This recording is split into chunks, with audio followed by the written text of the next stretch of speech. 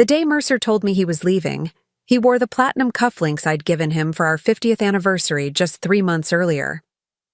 He stood in our marble-floored entryway, Burberry luggage by his feet, the same luggage we'd taken to Santorini last spring, and told me our life together had been a comfortable mistake. 50 years reduced to 2 dismissive words while his 28-year-old secretary, Catalina, waited in the Tesla outside our gates. I didn't cry. I didn't beg. I simply nodded and said, "I hope your new life brings you everything you deserve." He looked almost disappointed as he walked out, as though he'd expected hysteria, tears, perhaps even violence. What he didn't know was that for the past 15 years, I'd been quietly building an empire that would eventually swallow his whole.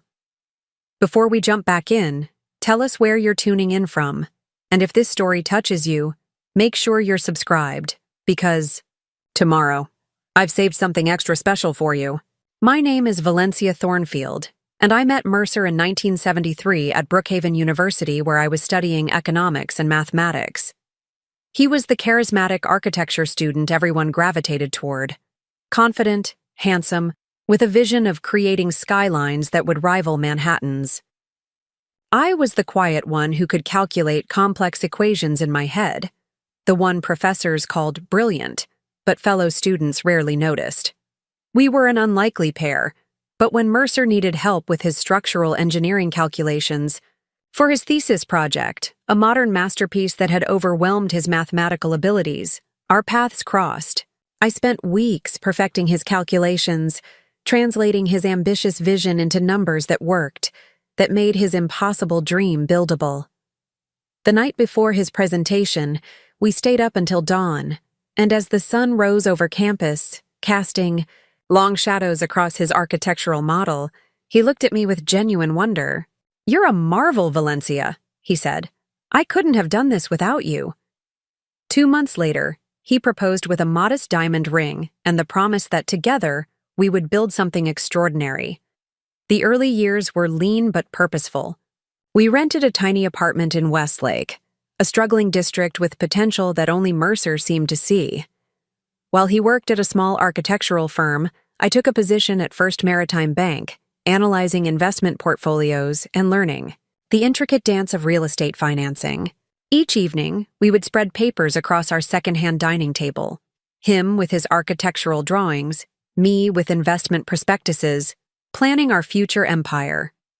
Our first purchase was a dilapidated 4-unit building 3 blocks from our apartment, bought with a loan secured against my grandmother's antique jewelry and my relentless negotiation with a reluctant loan officer. "We need to start where others are afraid to go," Mercer would say, eyes gleaming with that ambition. I so admired. The overlooked corners, the forgotten neighborhoods, that's where true fortune begins. He was right, of course. That first building tripled in value within 5 years as Westlake began its slow transformation. By our 10th anniversary, we owned 12 properties, and Mercer had founded Thornfield Architectural Development. My name was on the company but not in the title, a detail I overlooked at the time, as my focus remained on the financial architecture that supported his creative vision. Our roles seemed clear and complementary. Mercer was the visionary, the face of our growing empire, while I managed the finances, structured the deals, and ensured our expanding portfolio remained profitable. When Parkside Tower, our first major downtown project, opened to acclaim, it was Mercer who stood before the cameras, cutting the ribbon with the mayor. I stood 3 steps behind him, smiling proudly, content in knowing that without my financial orchestration, that tower would have remained merely a beautiful drawing. That evening, as we celebrated with champagne on our new penthouse balcony, he kissed me deeply and whispered, "We're unstoppable together, Valencia. You're the foundation beneath everything I build." For decades, this arrangement worked seamlessly. Thornfield Development grew from local prominence to regional power. Our children, twins Edison and Adelaide, attended prestigious universities and showed little interest in the family business. Edison pursued medicine, eventually becoming a cardiac surgeon in Vienna, while Adelaide chose international humanitarian law, her work taking her to tribunals and crises across the globe. They visited rarely but called often, their lives expansive and independent, just as we'd raised them to be. By our 40th anniversary, Thornfield Development had expanded beyond Westlake into 7 states, with signature properties that transformed skylines from Portland to Phoenix. Mercer's reputation had grown legendary, the visionary architect who revitalized forgotten neighborhoods without displacing communities, who built sustainable structures before sustainability was fashionable. I remained his silent partner, the financial wizard whose strategies enabled his creative risks. At industry events, I was introduced as Mercer's wife, despite having orchestrated the complex financing that made each project possible. Perhaps that should have bothered me more than it did. But I found satisfaction in the elegant equations of our success, in watching my financial projections materialize into soaring structures and thriving communities. When Mercer received the Architectural Visionary Award on our 45th anniversary, he thanked me briefly as my supportive wife and the mother of my children. Not as his business partner, not as the financial architect behind every successful venture. I smiled and applauded with everyone else, ignoring the slight ache beneath my breastbone. That same year, Catalina Reyes joined Thornfield Development as Mercer's executive assistant. I remember meeting her at the company holiday party, striking, intelligent, with a master's degree in urban planning and ambition that reminded me of my younger self. I admired her sharp questions about our riverfront renewal project and suggested to Mercer that she might be valuable on the development team. He agreed enthusiastically, mentioning how refreshing her young perspective was for the company. I didn't think much of it then. After 45 years of marriage, suspicion wasn't my natural inclination. The changes were subtle at first. Mercer began working later. Weekends became consumed with essential site visits that couldn't wait until Monday. He purchased a new wardrobe, designer suits that emphasized his still trim physique, subtly different colognes that I didn't select. His phone became a jealously guarded possession, always face down, always locked. When I asked about these changes, his explanations were reasonable. Increased competition necessitated longer hours. His position demanded a certain appearance. Privacy concerns required better phone security. I chose to believe him because disbelief seemed unthinkable after half a century together. Besides, I had my own projects consuming my attention. 5. Years earlier, I had established the Thornfield Community Investment Fund, officially a charitable foundation focused on educational opportunities for women in finance. Unofficially, it was my private investment vehicle, separate from Thornfield Development. Each year, I diverted a portion of our profits, with Mercer's distracted approval, into this fund, which then made strategic investments in emerging technologies, sustainable energy, and, ironically, competing real estate ventures. When our 50th anniversary approached, I suggested a vow renewal, a grand celebration of our enduring partnership, both personal and professional. Mercer seemed surprisingly hesitant, but eventually agreed. The ceremony was lavish, covered by architectural magazines and local media, held in the rooftop garden of our most acclaimed building. I wore cream silk, Mercer a bespoke tuxedo. We renewed promises made half a century earlier, his voice slightly hoarse as he pledged continued fidelity and partnership. 200 guests applauded as we shared champagne and cut a 5-tiered cake designed to replicate our first development project. Looking back, I realize his eyes never quite met mine throughout the entire celebration. 3 months later, on a pristine Thursday morning, while reviewing quarterly projections in my home office, I received an unexpected call from my old friend Dorothea Winters, who managed private banking for several prominent families. "Valencia, darling," she said, her voice uncharacteristically tentative. "I'm calling as your friend, not your banker. Mercer was here yesterday, moving significant assets to separate accounts. New accounts without your name. My hands remained steady as I opened my laptop. How significant, Dorothea? Nearly 40 million. He's liquidating his shares in the Charleston Harbor project and the Minneapolis high-rise. She paused. There's more. He inquired about international wire transfers to accounts in St. Barthélemy. I thanked her calmly and hung up, then spent the next several hours methodically accessing every account, every holding, every investment connected to our shared empire. What I discovered wasn't entirely surprising. Mercer had begun disentangling his assets from mine nearly 18 months earlier, gradually, carefully, in ways designed not to trigger my attention. Preparing and narrating this story took us a lot of time, so if you are enjoying it, subscribe to our channel. It means a lot to us. Now back to the story. He'd established shell companies, rerouted profits, and positioned himself for a clean separation. What he failed to realize was that 30 years earlier, I had established my own network of safeguards and separate holdings. While he focused on designing physical structures, I had architected our financial framework with multiple redundancies and protective mechanisms.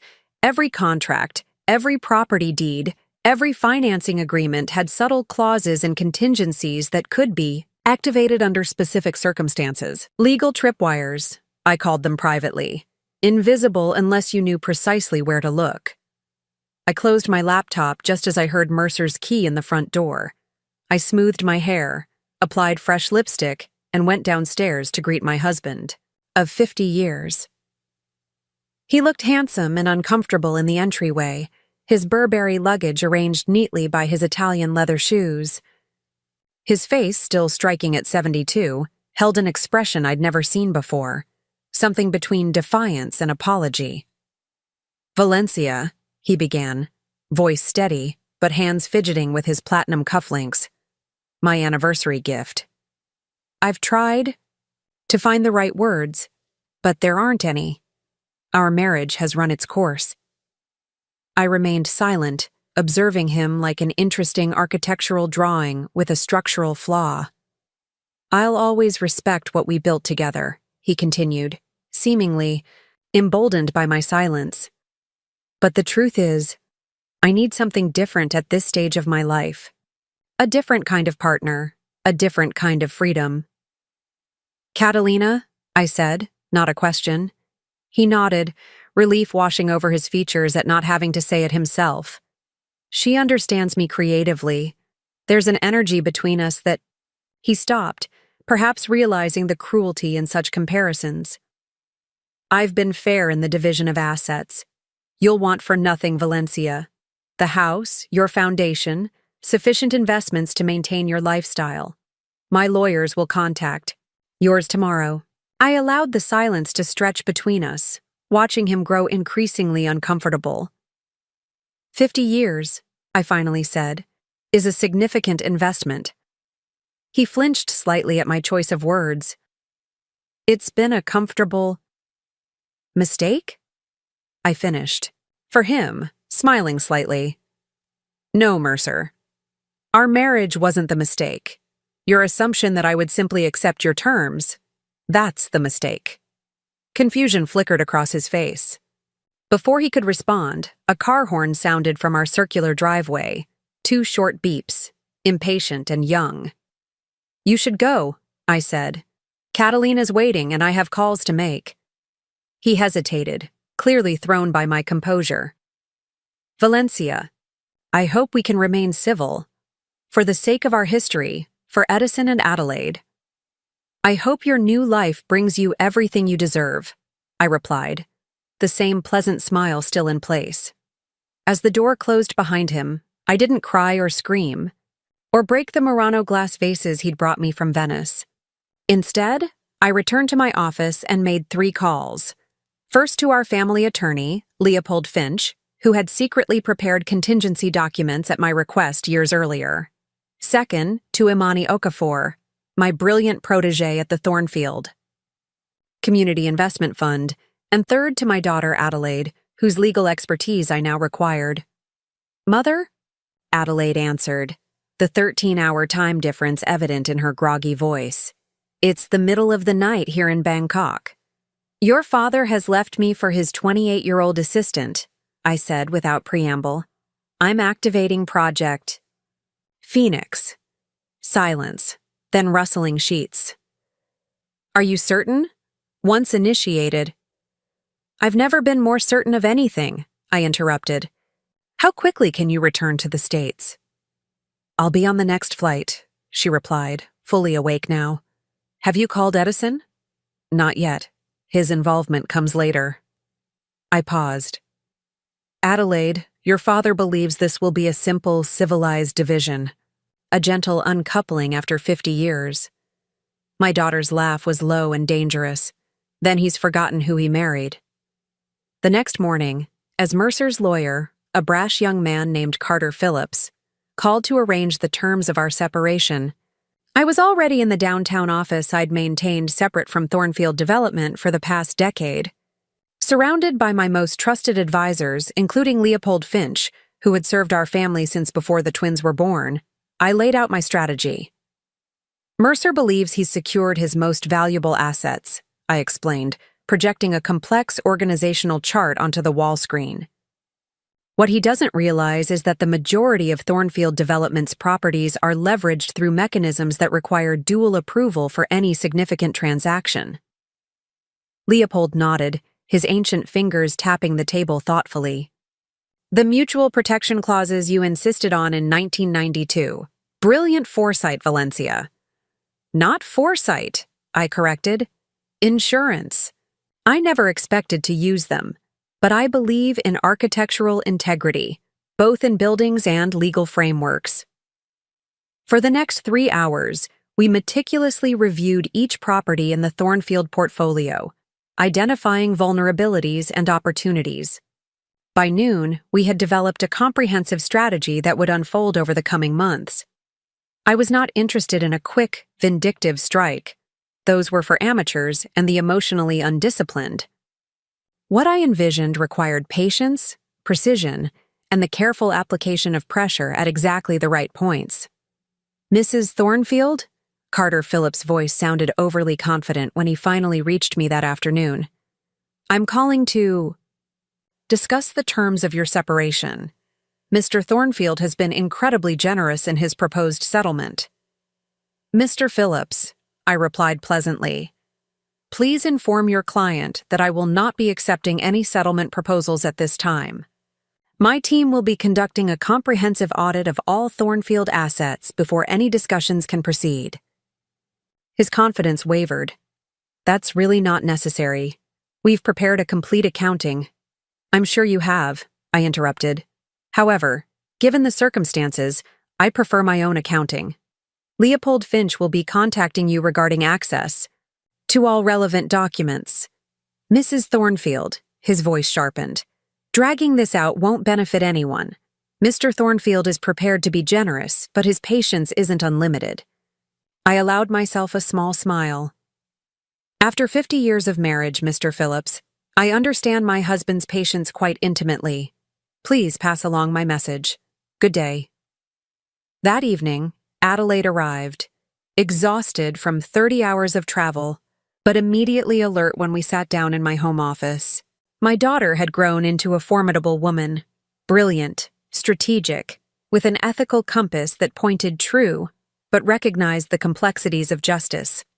Her expertise in international law and financial regulations had made her a respected figure in global governance circles. "I've reviewed everything you sent," she said, accepting the glass of Bordeaux I offered. "Father has been planning this for at least 2 years. The St. Barthélemy accounts, the restructured holdings in Nevada and Wyoming, the gradual transfer of intellectual property rights for his architectural designs, it's comprehensive. But flawed," I noted. "He focused on the assets he values, the high-profile properties, the award-winning designs, the public-facing elements of our empire. He overlooked the infrastructure." Adelaide smiled, so like me in that moment. "The foundation beneath the tower." "Exactly." I activated my secure tablet, displaying a different organizational chart from the one I'd shown my legal team. This is the actual structure of Thornfield Holdings. Your father is aware of perhaps 60% of it. The rest is secured through the investment fund, through Edison's Medical Research Trust, through your humanitarian foundation, and through a dozen other entities that appear unrelated to our family. My daughter studied the chart, her expression shifting from surprise to admiration. Mother, this is extraordinarily complex. You've created a financial labyrinth. I prefer to think of it as a garden maze, I replied. Beautiful, structured, with clear pathways if you know how to navigate them. Your father never bothered to learn the path. He trusted me to manage the financial architecture while he created physical architecture. Adelaide looked up from the tablet. What exactly are you planning? I'm not destroying your father, Adelaide. I'm simply reclaiming what's rightfully mine, the entire portfolio we built together. Every property, every investment, every brick and beam. I sipped my wine.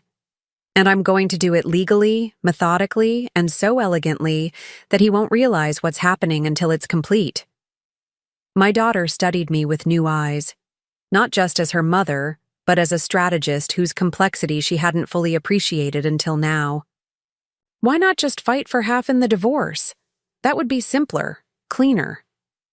Because half isn't accurate, I said firmly. Your father designed beautiful buildings, yes. But I financed them, structured the deals, managed the risks, and created the wealth that made each project possible. For 50 years, I was content to stand in his shadow, to be introduced as Mercer's wife, while I quietly built the foundation of everything he claimed credit for. I set down my glass. I'm not seeking revenge, Adelaide. I'm seeking recognition, and I'll obtain it by owning every property in his portfolio. The following week, the first phase of my plan activated when Leopold Finch formally requested a complete accounting of all Thornfield development assets as part of standard divorce proceedings. As expected, Carter Phillips provided a carefully curated list that omitted significant holdings and undervalued others. We accepted this document without comment, which clearly unsettled them.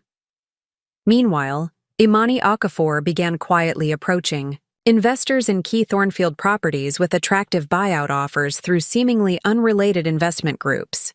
These investors, many of whom had been brought into Thornfield projects through my relationships and financial networks, were surprised to learn that Mercer was selling, but pleased with the premium offers. By the end of the second week, Mercer called me directly, his voice tight with controlled anger. What are you doing, Valencia?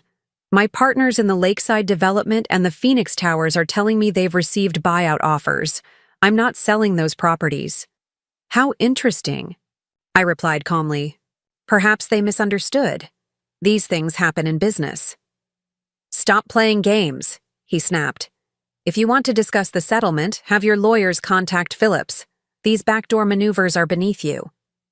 Nothing about protecting. My interests is beneath me, Mercer. I learned that from you. I kept my tone pleasant. By the way, how is St. Bartholomew this time of year? Catalina must be enjoying the beaches. His sharp intake of breath told me everything. How did you... 50 years, Mercer. Did you really think I wouldn't have friends in private banking? Enjoy your vacation. We'll continue this discussion when you return. The third week brought an unexpected complication when Catalina herself appeared at my door without Mercer, looking considerably less confident than the woman who had honked impatiently from my driveway just weeks earlier.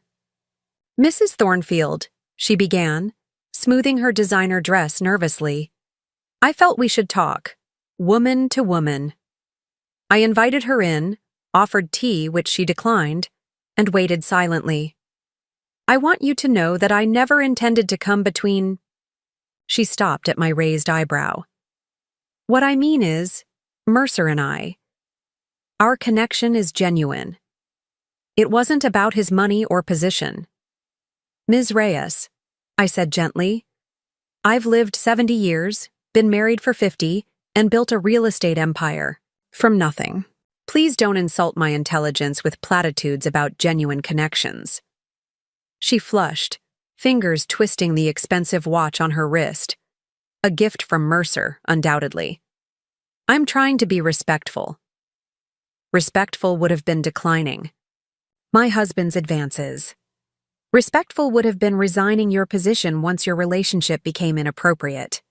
Respectful would have been waiting until our divorce was finalized before accompanying him to St. Barthélemy. I smiled.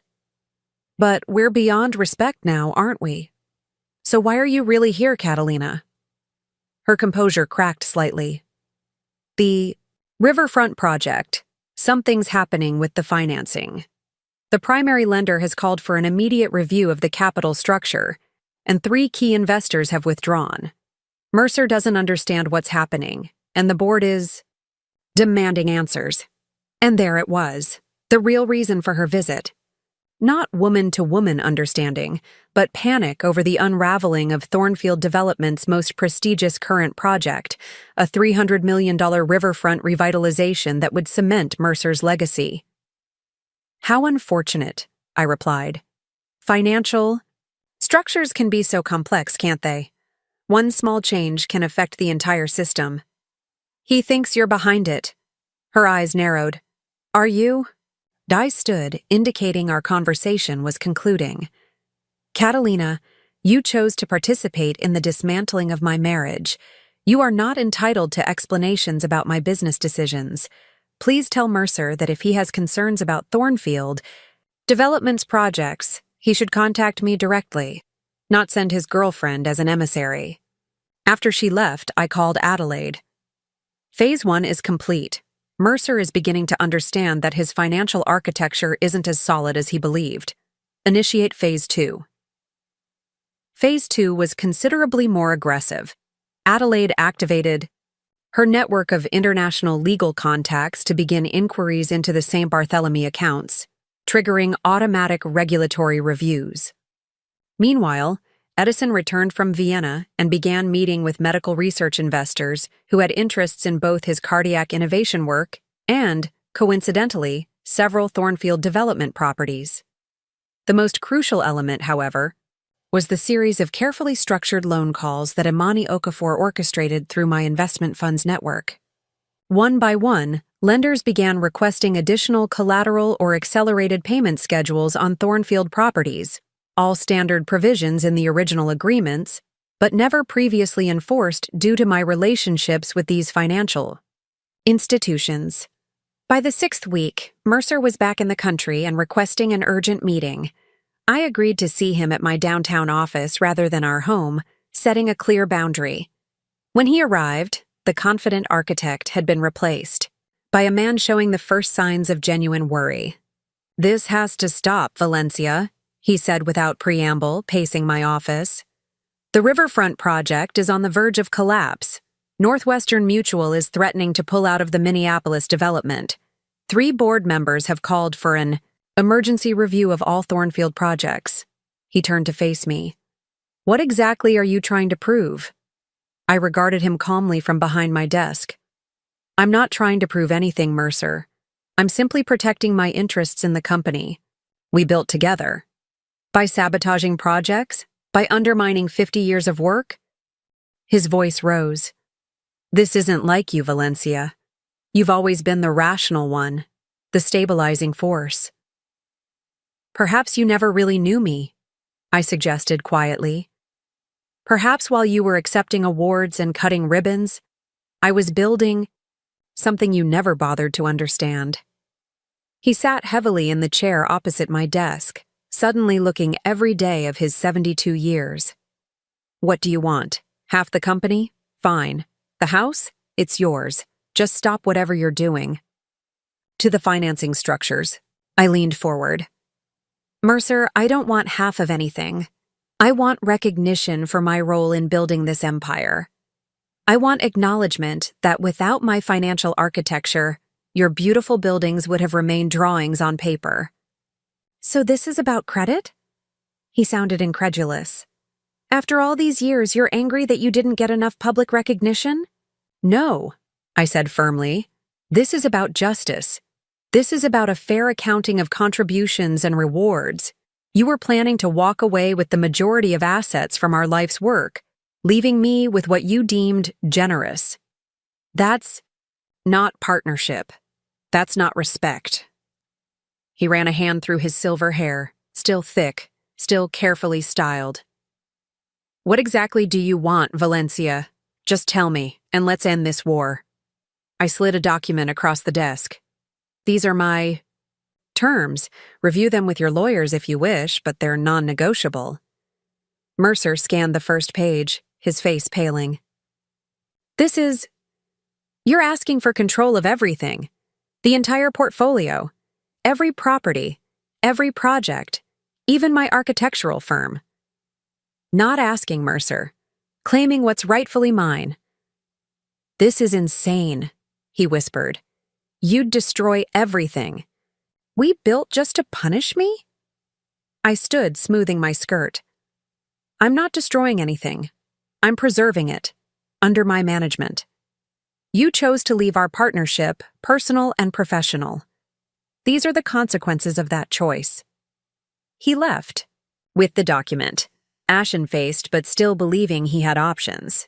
What Mercer failed to understand was that while he had been planning his exit for 2 years, I had been preparing for contingencies like this for 3 decades. The final phase unfolded over the next 3 months.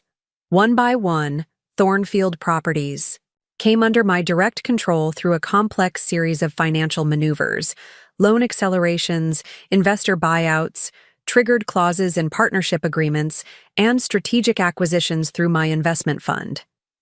Each transaction was legal, meticulous and devastating to Mercer's position. The day I acquired controlling interest in the architectural firm itself, Thornfield Development, Carter Phillips called in a panic. Mrs. Thornfield, this has gone far enough. Mr. Thornfield is prepared to offer extremely generous terms to resolve this situation. Mr. Phillips, I replied pleasantly, the situation is already resolved. As of this morning, I control 62% of Thornfield Development's voting shares. Your client now works for me should I choose to retain his services. The silence on the phone line was profound. I suggest you and Mr. Thornfield review the complete asset transition document my team has prepared. You'll find everything in order. Good day. The final meeting took place in the boardroom of Thornfield Development's headquarters, a sleek space with floor-to-ceiling windows overlooking the city skyline, a panorama dominated by buildings Mercer had designed and I had financed. He sat alone on one side of the massive table, while I was flanked by Leopold Finch, Adelaide, Edison, and Imani Okafor. Carter Phillips had resigned from representing Mercer the previous day, citing irreconcilable strategic differences. Congratulations, Mercer said flatly as I entered. You've won. Everything we built together is now yours alone. I hope it brings you satisfaction. This isn't about winning, Mercer, I replied, taking my seat at the head of the table, his former position. It's about correction. Leopold placed the final settlement document before him. It was remarkably simple, given the complexity of what had transpired. In summary, I explained, you will retain your personal assets, approximately $12 million after taxes. You will have a lifetime consulting position with Thornfield Development, should you choose to accept it, with appropriate compensation. You will maintain your professional reputation and legacy as the design visionary behind our most celebrated projects. He looked up sharply. Our projects? Yes, Mercer. I have no intention of erasing your architectural contributions. Unlike you, I believe in giving credit where it's due. He studied me, confusion evident. I don't understand. If you're acknowledging my role, why take everything? Because you never acknowledged mine, I said simply. For 50 years, I was the invisible partner, the foundation beneath your towers. I financed your vision, structured the deals that built your legacy, managed the wealth that funded your dreams. Yet when you decided to leave, you assumed you could simply divide our empire based on what you valued and what you didn't. I leaned forward. The company will now be renamed Thornfield and Thornfield Development, reflecting both our contributions. Every project will credit both the architectural design and the financial architecture that made it possible. And yes, I will control the company because you chose to abandon our partnership. Mercer sat in silence for several minutes, the weight of understanding finally settling across his features. And Catalina? He finally asked. Is no longer employed by Thornfield and Thornfield, Adelaide answered crisply. Her separation agreement includes standard non-disclosure provisions and a generous severance, considering her brief tenure. He nodded slowly, then looked up at me with something approaching genuine recognition for perhaps the first time in decades. You're formidable, Valencia. I suppose I always knew that, but I never truly appreciated it. No, I agreed. You didn't. The property portfolio I reclaimed is now valued at over $2 billion. Mercer did accept the consulting position, working remotely from a modest home in Portland where he lives alone, Catalina having departed shortly after discovering his assets were significantly diminished. We speak professionally every few weeks, discussing ongoing projects with a strange new respect that never existed during our marriage.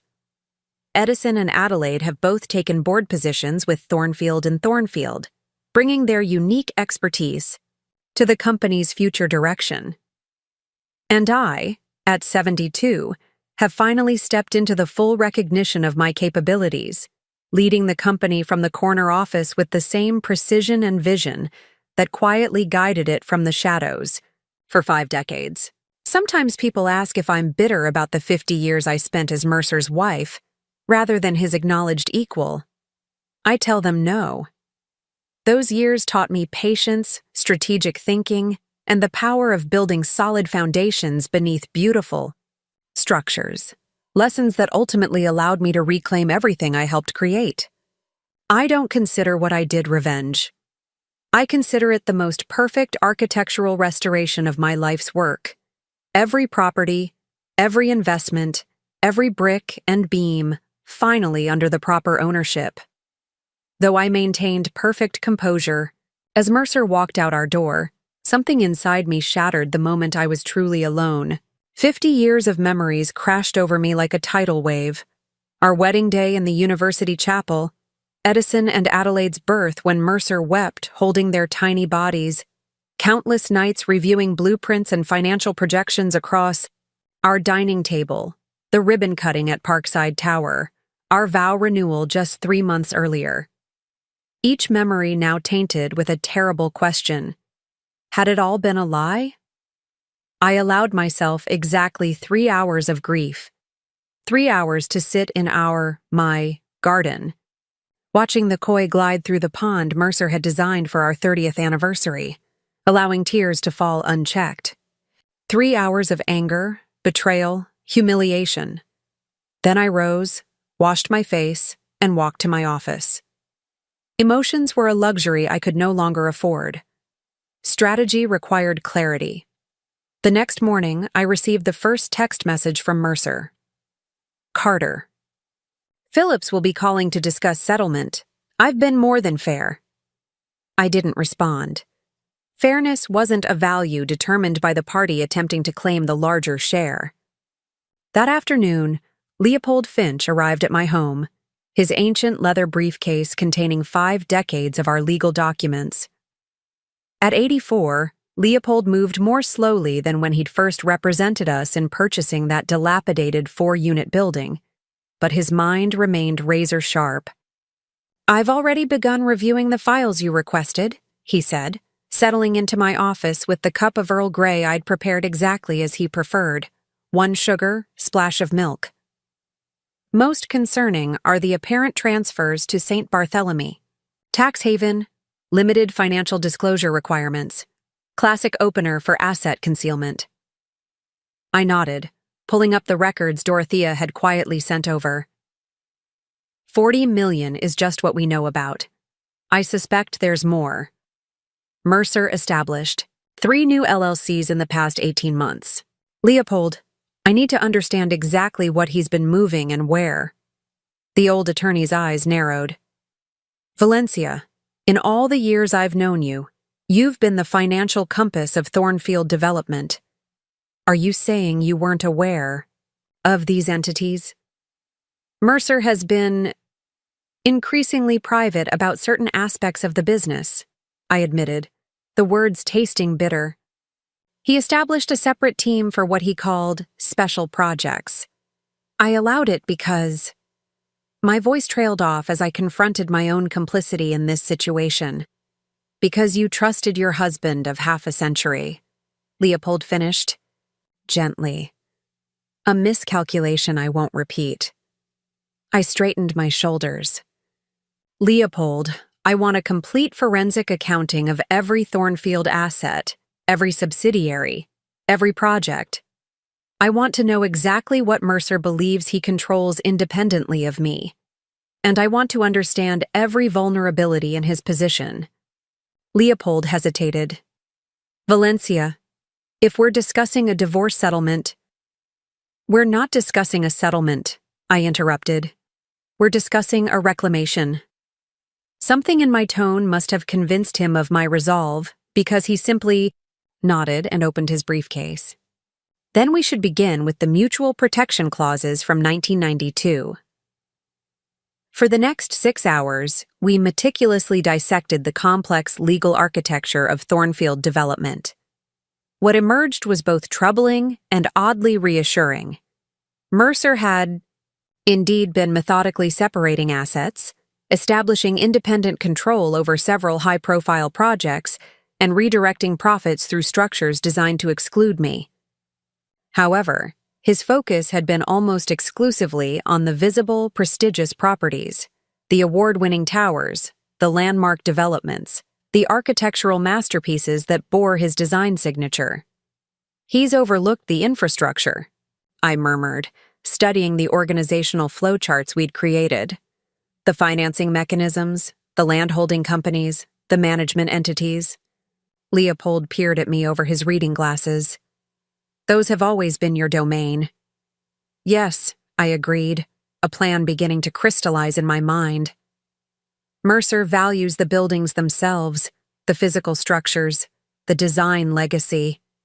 He's never fully appreciated the financial architecture that makes them possible.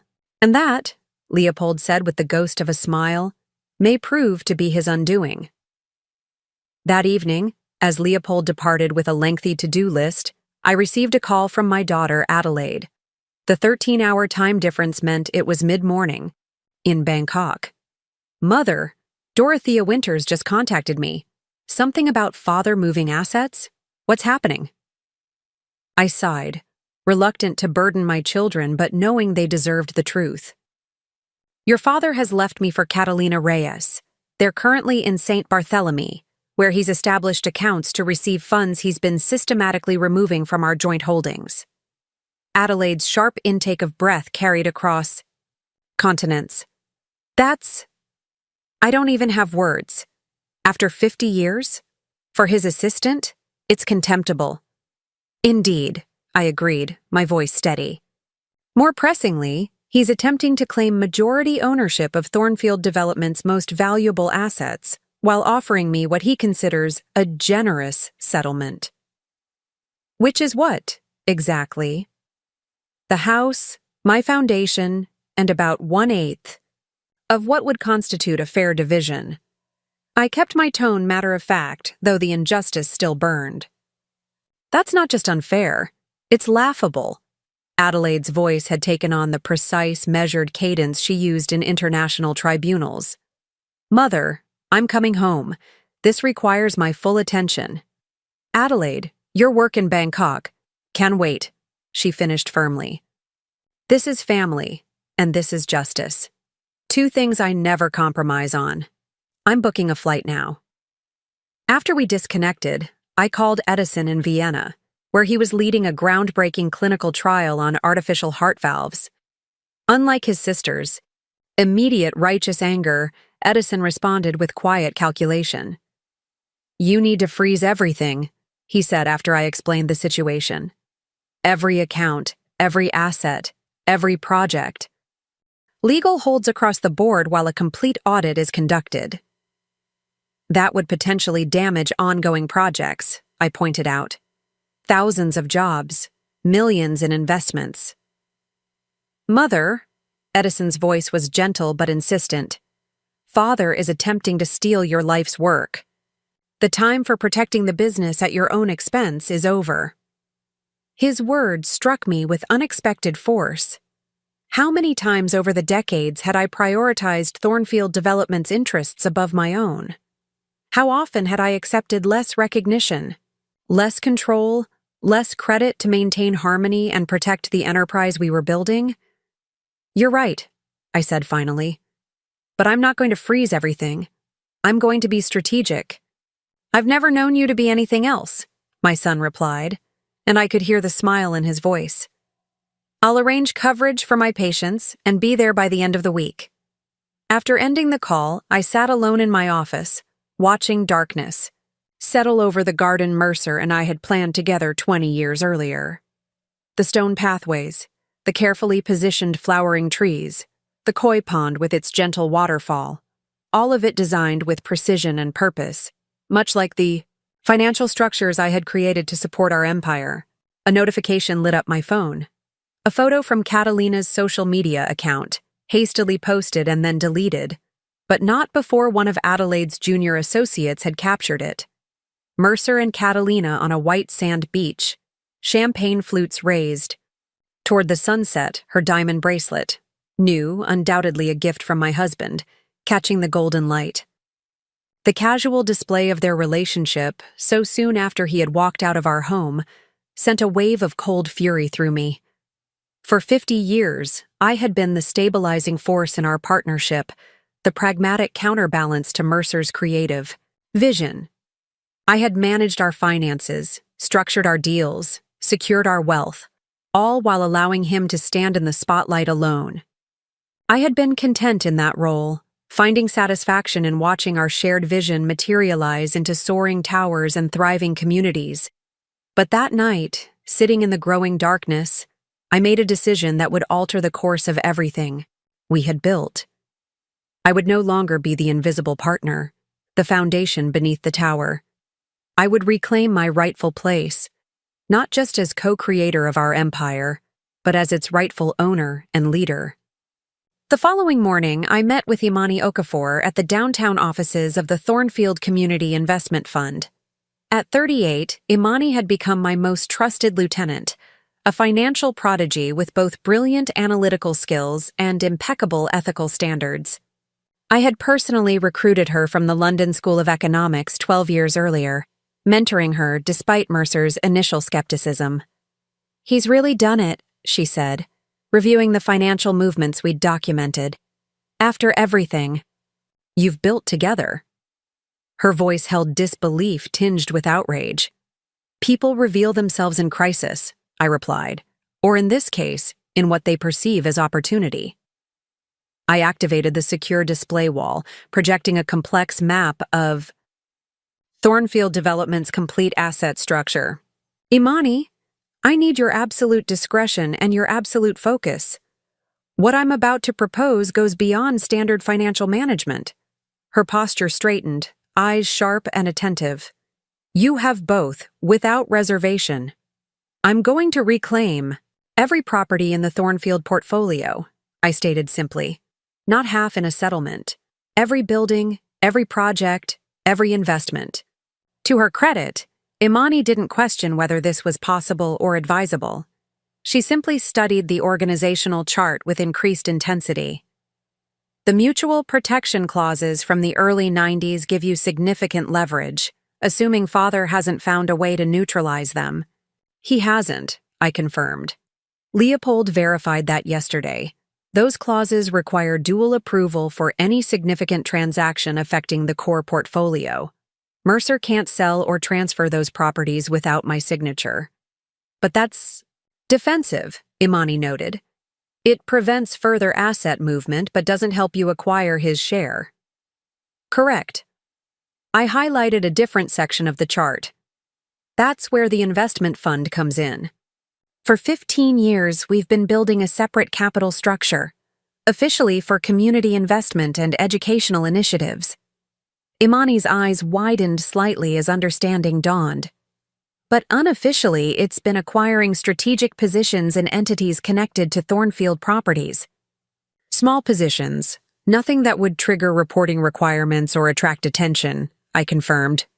But combined with the lending relationships we've cultivated, they give us potential control points throughout the portfolio. For the next 3 hours, we developed what Imani dubbed Operation Foundation, a multi-phase strategy to systematically consolidate control of the entire Thornfield empire. It would begin with subtle financial pressure points, calling loans that were technically in covenant violation, activating cross-default provisions, and approaching Thornfield investors with premium buyout offers through seemingly unrelated investment groups. The key, I emphasized, is that none of this can appear coordinated. Each action must seem like an independent business decision by separate entities responding to market conditions or financial concerns. Imani nodded, making detailed notes. The riverfront project is particularly vulnerable. 3 of the primary investors have financing through banks where the investment fund has significant relationships. Start there, I instructed. But move gradually. I don't want panic or market disruption.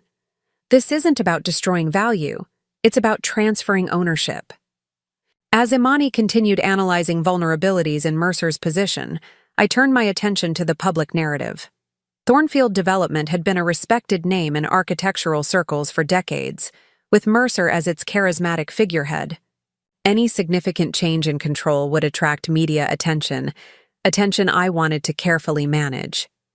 We'll need a communication strategy, I mused, something that acknowledges the changes without creating instability among clients, partners, or employees. Imani looked up from her tablet. Perhaps a gradual transition narrative? After 50 years of marriage and business partnership, you're taking a more visible leadership role while Mercer focuses on special projects or legacy initiatives? Perfect, I agreed. It sounds respectful, planned, natural, not a hostile takeover, but an evolution of leadership. Just then, my phone buzzed with a text from Leopold. Carter Phillips requesting urgent meeting tomorrow. Claims to have settlement proposal requiring immediate attention. I showed the message to Imani, who raised an eyebrow. They're moving. Quickly. They must be concerned about something. Or Catalina is getting impatient about accessing Mercer's funds, I suggested dryly. Either way, I have no intention of meeting with Phillips before our strategy is fully in place. I typed a brief response to Leopold. Unavailable for meeting. Conducting comprehensive asset review before any settlement discussions. By late afternoon, Adelaide's flight had landed, and she came directly to the investment fund offices, still carrying her travel bag. Despite 30 hours in transit, she looked formidable in her tailored suit, her eyes alert and focused. I've reviewed everything you sent, she said, accepting the coffee Imani offered. The St. Barthélemy accounts are particularly troubling. That jurisdiction was specifically chosen to shield assets from disclosure. Can you penetrate that shield? I asked. My daughter's smile was subtle but confident. Mother, I've spent the past decade navigating international financial regulations. St. Barthélemy offers confidentiality, but it's not impenetrable, especially when there are questions about the legitimacy of fund transfers. Define questions about legitimacy, I prompted. Transfers made without proper board approval, movements that potentially violate shareholder agreements, transactions that might constitute self-dealing, Adelaide enumerated, all of which appear potentially applicable in this case. I exchanged glances with Imani. We were just discussing the riverfront project's vulnerable capital structure. Adelaide nodded thoughtfully. Start there, but we need to move on multiple fronts simultaneously. Father's been planning this for at least 18 months. We need to accelerate our response. The next morning, as promised, Carter Phillips. attempted to schedule an urgent settlement meeting. Leopold deflected skillfully, citing the need for complete financial disclosure before any meaningful discussions could proceed. Meanwhile, Adelaide activated her network of international legal contacts to begin inquiries into the St. Barthélemy financial system. Not direct inquiries about father's accounts, she clarified over breakfast in my kitchen. That would alert him. Instead, general regulatory reviews that will naturally encompass his activities. Edison arrived that evening, looking tired but determined. Unlike Adelaide's righteous legal mind or my financial acumen, Edison brought a different perspective, the measured analytical approach of a surgeon. Before we implement any strategy, he insisted during our family dinner, we need to understand father's psychological positioning. What's driving this beyond the obvious midlife crisis with Catalina? Adelaide rolled her eyes. He's 72. Edison, that's not midlife unless he's planning to reach 144. Fine, late life crisis then, Edison conceded. But my point stands. Father has always been motivated by legacy, by how he's perceived. This move, leaving mother, attempting to claim the majority of assets, contradicts his carefully cultivated public image as a visionary with integrity. I considered this as I sipped my wine. You're suggesting there's something more at stake than just the relationship with Catalina or the money itself. Edison nodded. Exactly. People don't radically change their core values overnight. Even for romantic infatuation, there's another factor we're missing. Financial pressure, perhaps? Imani suggested, joining us for dinner at my invitation. Could Thornfield Development be facing challenges we're not aware of? A chill ran through me at the thought. Had Mercer been hiding financial problems along with his relationship with Catalina? Had the empire we'd built together been compromised in ways I hadn't detected? Tomorrow, I decided, we begin a complete forensic audit of every Thornfield project, every subsidiary, every investment. If there are hidden problems, we need to identify them before they can be used against us. Later that night, unable to sleep in the bedroom Mercer and I had shared for decades, I moved to the guest suite and opened my laptop. Through secure access protocols, I began reviewing the internal financial reports for our most recent developments. Nothing immediately concerning appeared. Healthy cash flows, solid occupancy rates in completed properties, construction projects proceeding on schedule and within budget. Yet something felt off, small discrepancies in the reporting, minor inconsistencies in how certain expenses were categorized. Nothing that would trigger standard audit flags, but enough to catch my experienced eye.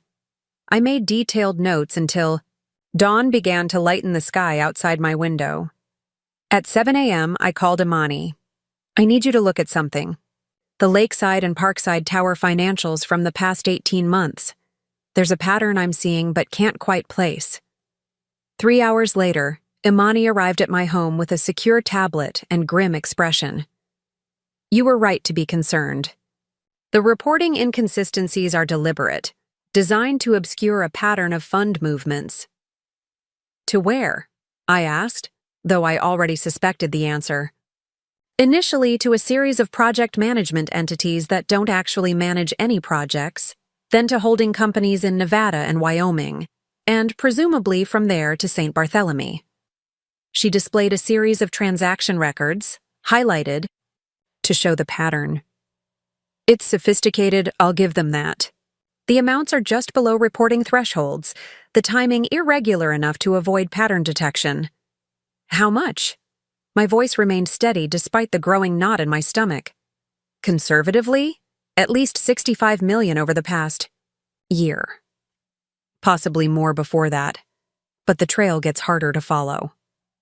I closed my eyes briefly, absorbing the magnitude of Mercer's betrayal. Not just leaving me for a younger woman, not just attempting to claim the majority of our assets in the split, but actively siphoning funds for what could only be described as theft. This changes our approach, I said finally. This isn't just about reclaiming what's rightfully mine anymore. This is about protecting the company itself from systematic looting. Imani nodded gravely. The good news, if we can call it that, is that these unauthorized transfers give us tremendous leverage. This isn't just a divorce matter now. It's potential securities fraud, breaches of fiduciary duty, maybe even criminal misappropriation. I don't want criminal charges, I said quickly. That would devastate the company's reputation, harm thousands of employees, and ultimately destroy much of what we've built. Then what do you want, Valencia? Imani asked softly. The question hung in the air between us, forcing me to articulate what, until now, had been a simmering determination without clear boundaries. I want Thornfield development. Every property. Every project. Every investment. I want Mercer to retain his personal wealth, minus what he's improperly transferred. I want him to maintain his professional reputation as an architectural visionary. But I want control of the empire we built together, and I want recognition as its true creator and leader. Imani studied me for a long moment. You're not looking for revenge, you're looking for correction. Exactly, I agreed, the word feeling. Precisely right. A correction of the historical record, of the public narrative, of the power imbalance that has defined our partnership for 50 years. By noon, Adelaide and Edison had joined us, along with Leopold Finch and his associate, a sharp young attorney who specialized in corporate governance. I briefed them on what Imani had discovered, watching the expressions shift from shock to determination. This is beyond anything I imagined, Adelaide said, pacing the length of my home office. He's been systematically looting the company while planning his exit. It's practically a textbook case of breach of fiduciary duty. Edison, ever the pragmatist, focused on immediate containment. We need to secure the remaining assets immediately. Freeze remaining transfers, lock down accounts, implement emergency governance protocols. Leopold nodded in agreement. I've prepared the documentation for temporary financial controls pending a full board review. As co-founder and major shareholder, Valencia has standing to request these measures given evidence of potential misappropriation. And the St. Barthélemy accounts? I asked Adelaide. I've already initiated discreet inquiries through regulatory channels, she confirmed. But recovery of those funds will take time and could get messy. Better to focus on securing what hasn't yet been transferred. There's something else to consider, Imani added quietly. Catalina's role in all this. Given her position as Mercer's executive assistant, she would have had access to financial reports, board materials, maybe even signature authority on certain accounts. The thought had occurred to me as well. Had Catalina been merely the catalyst for Mercer's midlife crisis, or had she been actively involved in the financial manipulation? Had she targeted Mercer specifically because of his wealth and position? We need to understand her involvement, I agreed. But carefully. If she's complicit, alerting her could lead to acceleration of fund movements or destruction of evidence. As the meeting continued, my phone buzzed with another text from Mercer. Valencia, this silence is counterproductive. Phillips has a fair offer ready. Let's handle this with dignity. I showed the message to the group, unable to suppress a bitter laugh at his mention of dignity. Don't respond, Adelaide advised. Any communication should go through Leopold now, and only after we've secured the assets and gathered complete documentation. For the remainder of that day, and well into the night, we worked methodically to implement financial safeguards across the Thornfield empire. Leopold filed emergency governance motions with the board of directors, citing evidence of unauthorized fund transfers. Adelaide coordinated with banking partners to place temporary holds on major accounts pending resolution of signatory authority questions. Edison reviewed all active project contracts for vulnerability points. By midnight, the immediate bleeding had been stopped. No additional funds could be transferred without multiple approvals. Key accounts were secured, and banking partners were on alert for suspicious activity. It wasn't a complete solution, but it bought us time to implement our broader strategy. The following morning brought the first counter-move from Mercer's camp. Carter Phillips called Leopold, his voice tight with controlled anger. "What exactly does Mrs. Thornfield think she's doing?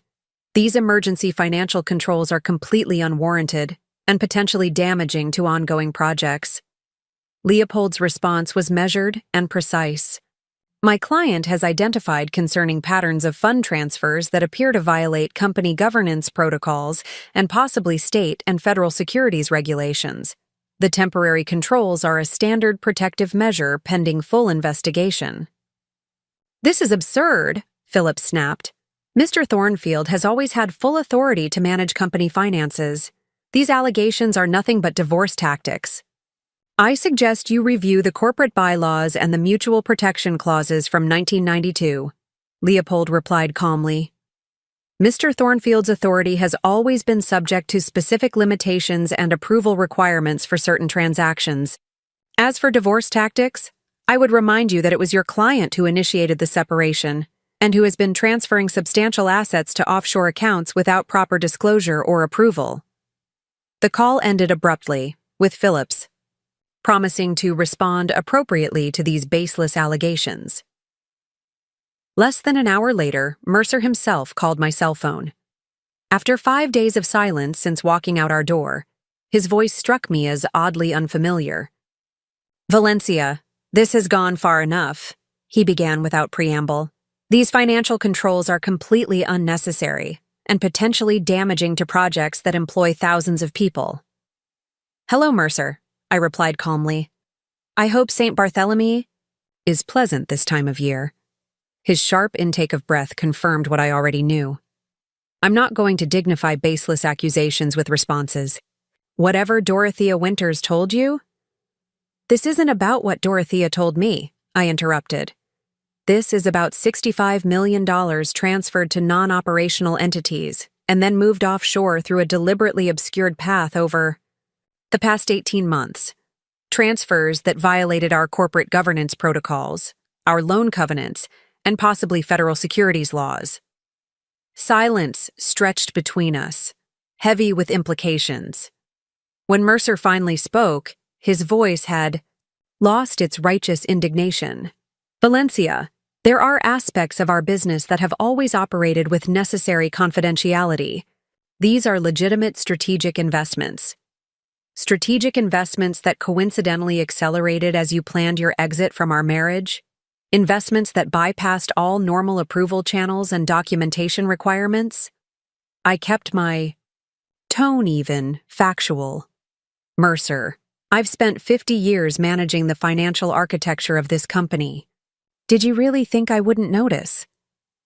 "This isn't what you think," he insisted, though with noticeably less conviction. "Then perhaps you should return immediately and provide a full accounting to the board of directors," I suggested. "I'm sure they would be very interested in understanding these strategic investments that have been omitted from all official financial reports and board presentations." Another lengthy silence followed. "I'll be back next week," he finally said. "In the meantime, these restrictions need to be lifted. The Riverfront project has time-sensitive financing requirements that can't wait." "The Riverfront project has become a particular concern," I noted, allowing a hint of my knowledge to show. 3 of its primary investors have raised questions about capital adequacy and reporting discrepancies. Until those questions are resolved, additional restrictions may be necessary, not fewer. "What have you done?" Mercer's voice had shifted from conciliatory to alarmed. "I haven't done anything, Mercer. I'm simply responding to concerns raised by our investors and financial partners, concerns that apparently existed before I became aware of your offshore activities." "This is going to damage everything we've built," he warned, a desperate edge entering his voice. "That was your choice when you began systematically looting our company while planning your exit," I replied, finally allowing some of my anger to surface. "Did you think I would simply accept whatever settlement you deigned to offer while you walked away with the majority of what we built together, plus tens of millions in improperly transferred funds?" Valencia. We're done with this conversation. Mercer, if you have further communications, direct them through Leopold Finch, and I suggest you return sooner than next week. The board is considering an emergency meeting to address these financial irregularities.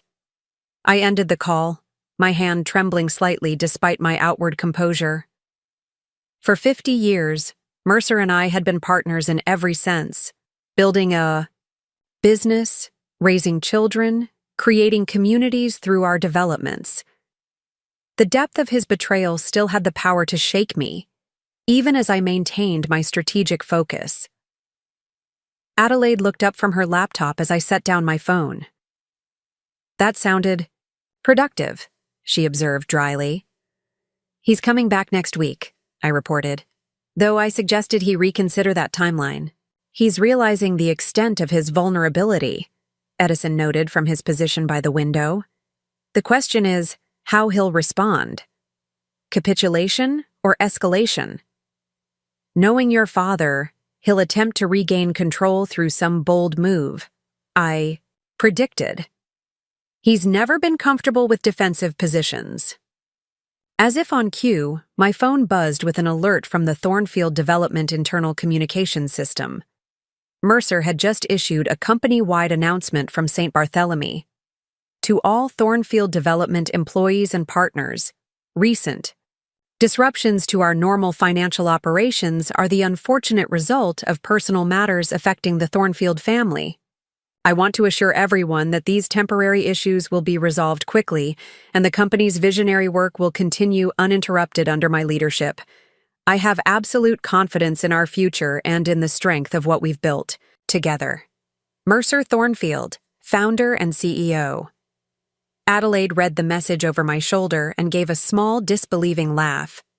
The arrogance is astounding. He's acting as if this is a minor domestic disagreement, rather than financial misconduct involving tens of millions of dollars. He's trying to control the narrative, Edison observed. Classic damage control. Acknowledge something is happening, but minimize its significance and project confidence. I studied the message again, noting the careful wording. What we've built together, paired with under my leadership, the subtle positioning of himself as the sole founder and decision-maker. Despite my equal role in creating the company, he still doesn't understand what's happening, I said quietly. He truly believes this is something he can manage and contain, that his position is fundamentally secure. Then he's in for a significant awakening, Imani remarked, looking up from her tablet. I've just received confirmations from 2 major lenders on the Riverfront project. Both are exercising their rights to review the entire capital structure based on concerns about reporting discrepancies. And so began the second phase of our strategy, more active and direct than the protective measures of the first phase. Over the next 48 hours, a series of seemingly unrelated financial challenges emerged across the Thornfield portfolio. Lenders exercised audit rights and review provisions. Investors requested additional information about project governance. Regulatory inquiries arrived regarding disclosure practices.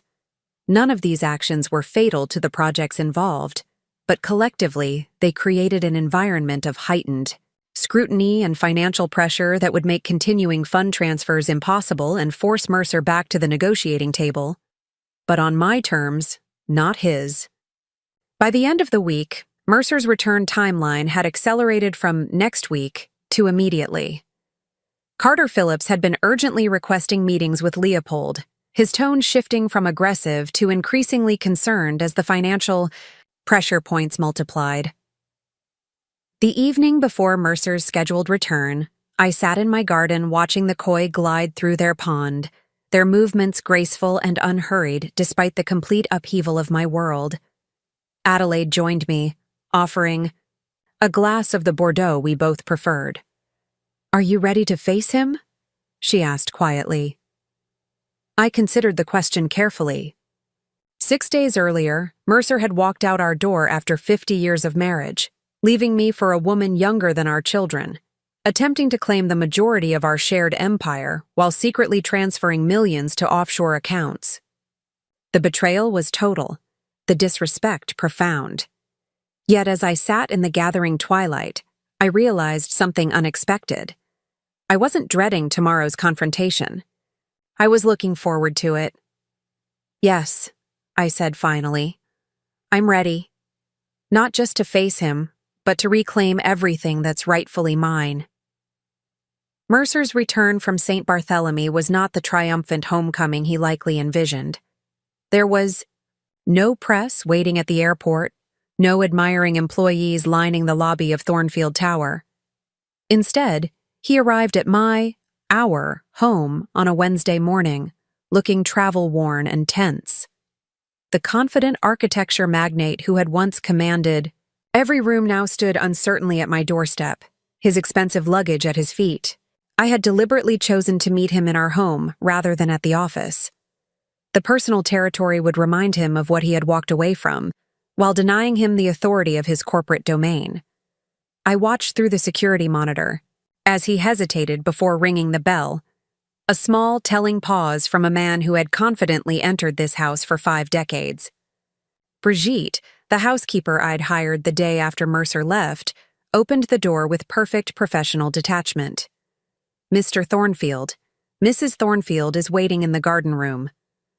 I had positioned myself carefully, seated at the glass table, overlooking the koi pond, dressed in a sage green suit that I knew projected both authority and calm. A stack of financial documents lay before me, arranged with deliberate precision. The garden room had always been Mercer's favorite space in our home, his proudest design accomplishment in our personal residence. Now it would serve as the backdrop for his first confrontation with the consequences of his choices. "Valencia," he said, stepping tentatively into the room. "Mercer," I replied, not rising to greet him. "You're looking well rested. The Caribbean agrees with you." His expression tightened at the subtle barb. He glanced at the documents before me, clearly trying to discern their nature. "These financial holds are causing serious disruption. The Riverfront project is at risk. Northwestern Mutual is threatening to pull out of Minneapolis, and the board is demanding answers I don't have." "That's concerning," I replied mildly. "Perhaps you should have considered those possibilities before. Transferring $65 million to offshore accounts without proper authorization or disclosure." Mercer's face flushed, his composure cracking. "Those transfers were legitimate operational movements, part of a strategic—" "Please," I interrupted, sliding the top document toward him. "This is a complete tracking of fund movements from Thornfield, development to non-operational shell companies, then to Wyoming and Nevada holding structures, and finally to St. Barthélemy. None of these transfers had proper board approval. None were disclosed in official financial statements. None followed established governance protocols."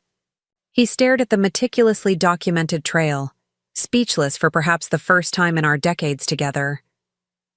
"Did you truly believe I wouldn't notice?" I asked quietly. "After 50 years of managing the financial architecture of this company?" He sank into the chair opposite me, his confidence visibly deflating. "Valencia, this isn't what it appears to be."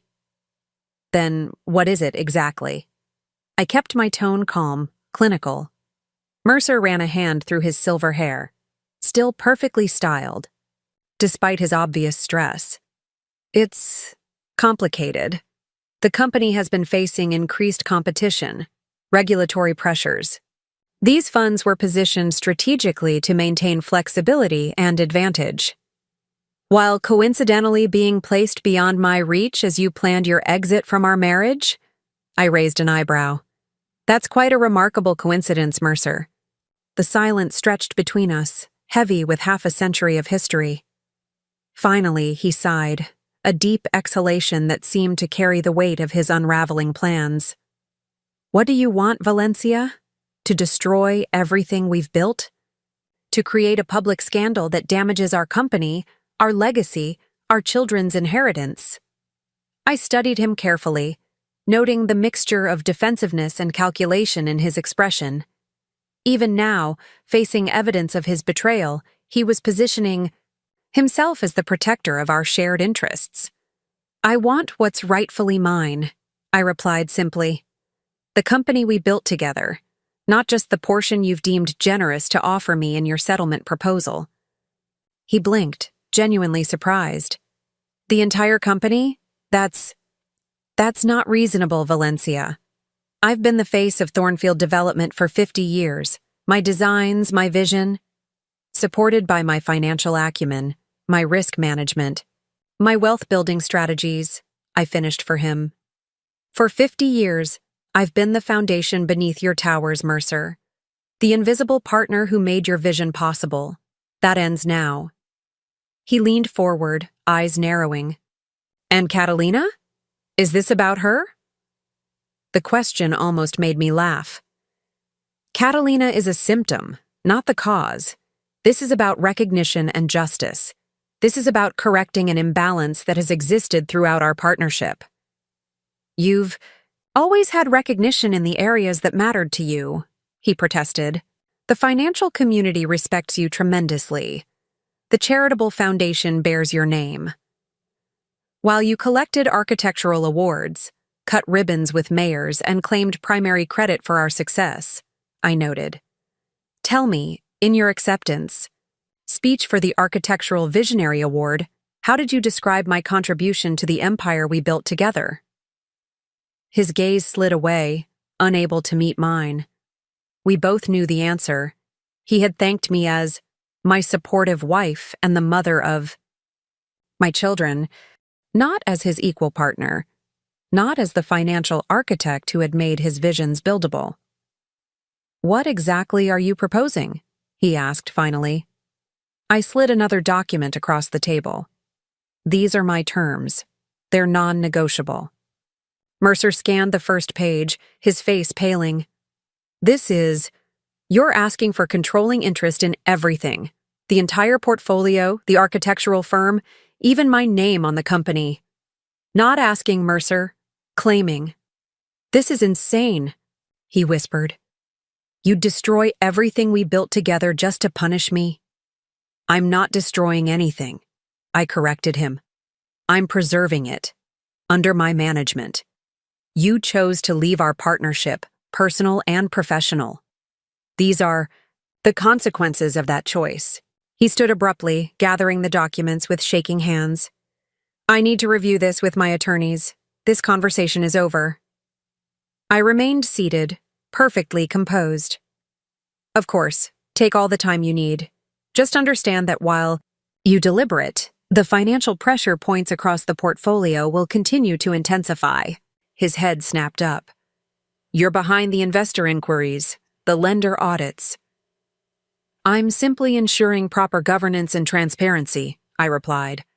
Something you seem to have abandoned alongside our marriage vows. As Mercer stormed out, I remained at the glass table, watching the koi glide serenely beneath the water's surface. The confrontation had gone exactly as I'd anticipated. Initial bluster, followed by defensiveness, culminating in retreat. The first direct engagement in what would become a carefully orchestrated campaign to reclaim everything that was rightfully mine. That evening, as expected, Carter Phillips called Leopold Finch, his tone considerably less confident than in previous communications. These terms are completely unreasonable, he began without preamble. Mrs. Thornfield cannot seriously expect to gain control of the entire Thornfield enterprise. Leopold's response was measured and precise. My client is not gaining control of anything, Mr. Phillips. She is maintaining her rightful position in the company she co-founded and co-built over 50 years.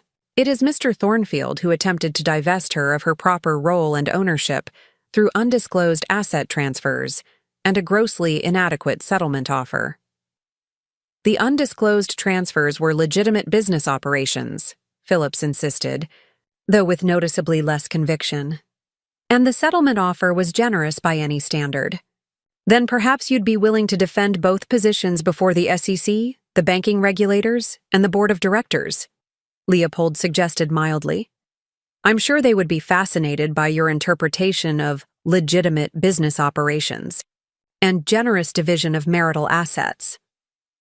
The threat was clear, though understated.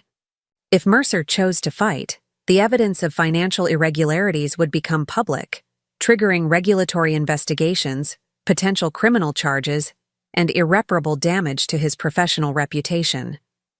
"This is blackmail," Phillips accused. "This is consequence," Leopold corrected. "Your client made specific choices with clear implications. Mrs. Thornfield is simply responding to those choices with appropriate measures to protect her interests." After the call ended, Leopold reported back to me, Adelaide, and Edison, who had gathered in my home office. "They're rattled," he confirmed. Phillips tried to maintain an aggressive stance, but it's clear they recognize their vulnerability. "Will they accept the terms?" Adelaide asked. Leopold considered this, his weathered hands folded on his lap. "Not immediately.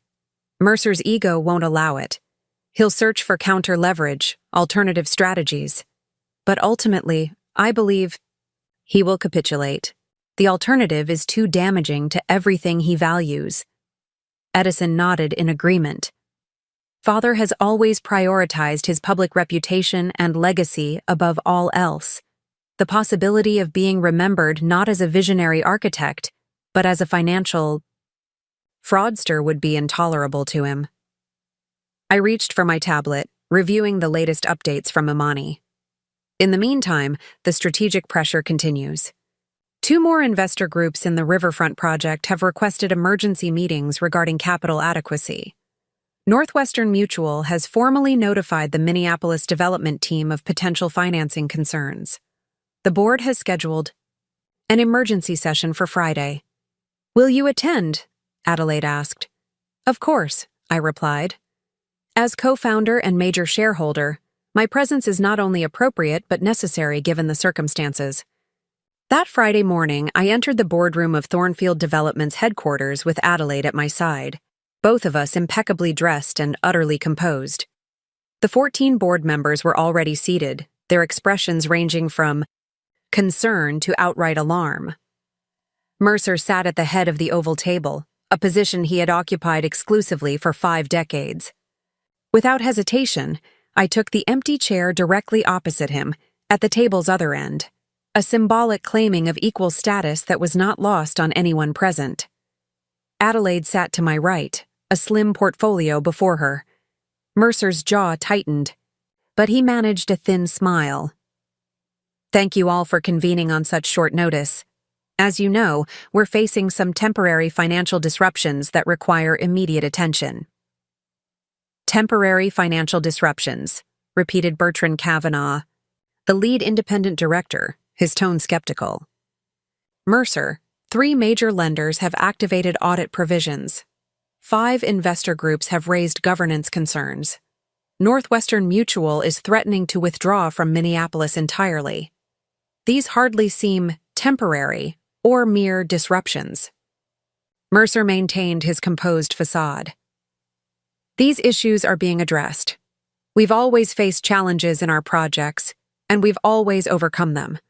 "Perhaps," Kavanaugh conceded, "but typically not all at once, and not coinciding with major undisclosed asset transfers to offshore accounts." A murmur ran through the room. Clearly, the information about the St. Barthélemy accounts had begun to circulate beyond our immediate circle. "Those transfers have been mischaracterized," Mercer insisted. "They represent legitimate strategic positioning of assets for upcoming international developments." "International developments that weren't presented to this board?" asked Elena Vasquez, who represented our West Coast investors. "Developments that apparently required bypassing normal accounting protocols and disclosure requirements." Before Mercer could respond, I spoke for the first time, my voice clear and steady. "Perhaps we should address the actual issue rather than continuing with these euphemisms. My husband of 50 years has left me for his 28-year-old executive assistant. Simultaneously, he has been systematically transferring company assets to structures beyond normal governance oversight while preparing to offer me a settlement that would remove me from meaningful participation in the company I co-founded and have helped build for 5 decades. The blunt statement landed like a stone in still water, sending ripples of discomfort around the table. Several board members shifted uncomfortably, while others stared at their tablets, avoiding eye contact. "This is hardly the forum for personal matters," Mercer said tightly. "I agree completely," I replied, "which is why I have instructed my representatives to focus solely on the governance and financial issues before us. The marital situation is relevant only insofar as it coincides with and potentially motivated the concerning financial movements we're discussing today." Adelaide opened her portfolio and distributed a single-page document to each board member. This summary outlines the specific transactions of concern, their deviation from established governance protocols, and the potential regulatory implications. You'll note that none of these funds were used for any documented international development projects as claimed. The room fell silent as the board members reviewed the document, faces growing increasingly grave. Kavanaugh looked up first, his expression troubled. "Mercer, these transactions, if this documentation is accurate, they represent serious breaches of our governance requirements, banking covenants, and possibly securities regulations." "The documentation is not only accurate, but understated," Adelaide noted calmly. "We've limited this summary to transactions we can verify with absolute certainty. There may be additional movements not yet identified." "This is absurd," Mercer snapped, his composed facade finally cracking. "I've led this company for 50 years with unquestioned authority to make financial decisions. These funds were moved within my standard operational discretion."